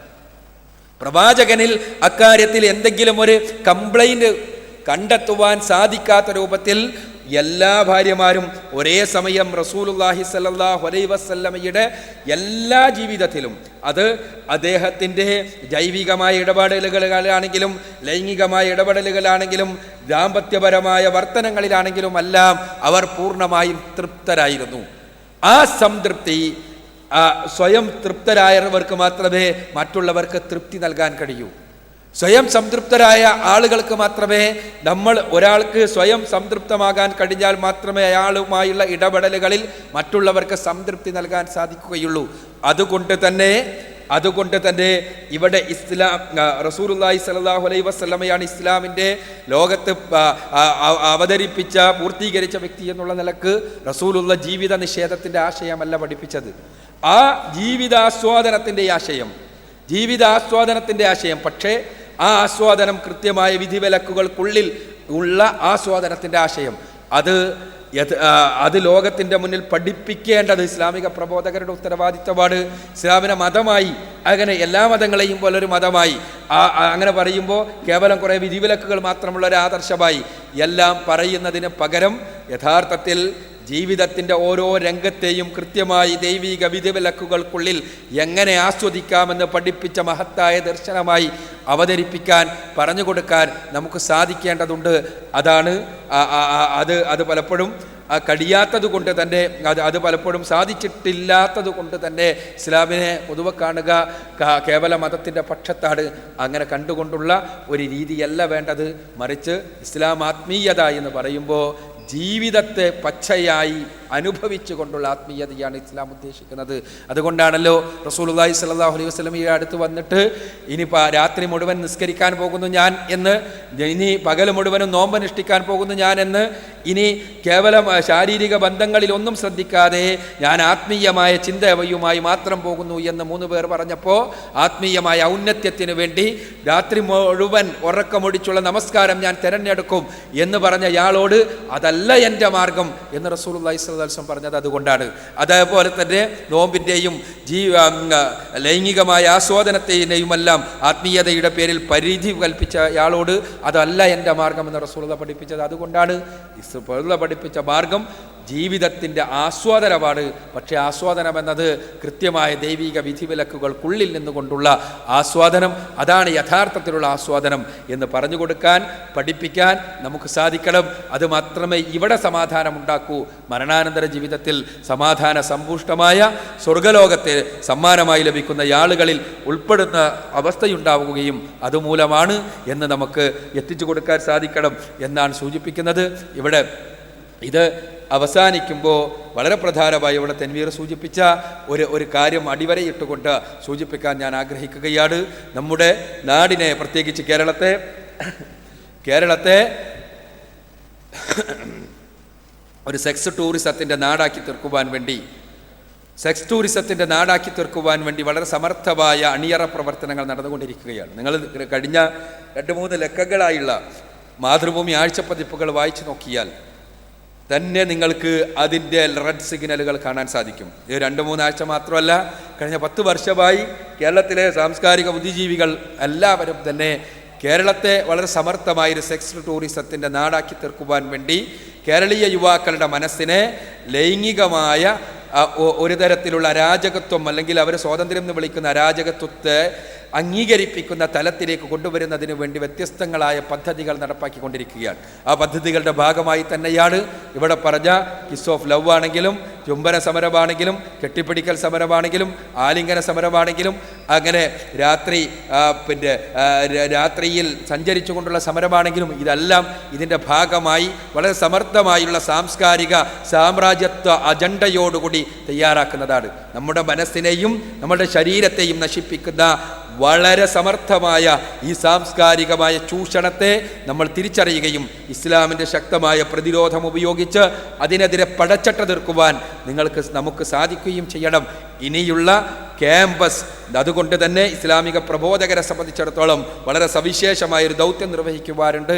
ആ ദൗത്യം നിർവഹിക്കുവാനുള്ള ശക്തമായ ഊർജത്തോടുകൂടി നിങ്ങൾ ഇവിടെ നിന്ന് കടന്നു പോകണം എന്ന് മാത്രം സൂചിപ്പിച്ചുകൊണ്ട് ഈ അവസാനിപ്പിക്കുകയാണ്. വാഹൃദവാൻ അൽഹംദുലില്ലാഹി റബ്ബിൽ ആലമീൻ. അസ്സലാമു അലൈക്കും.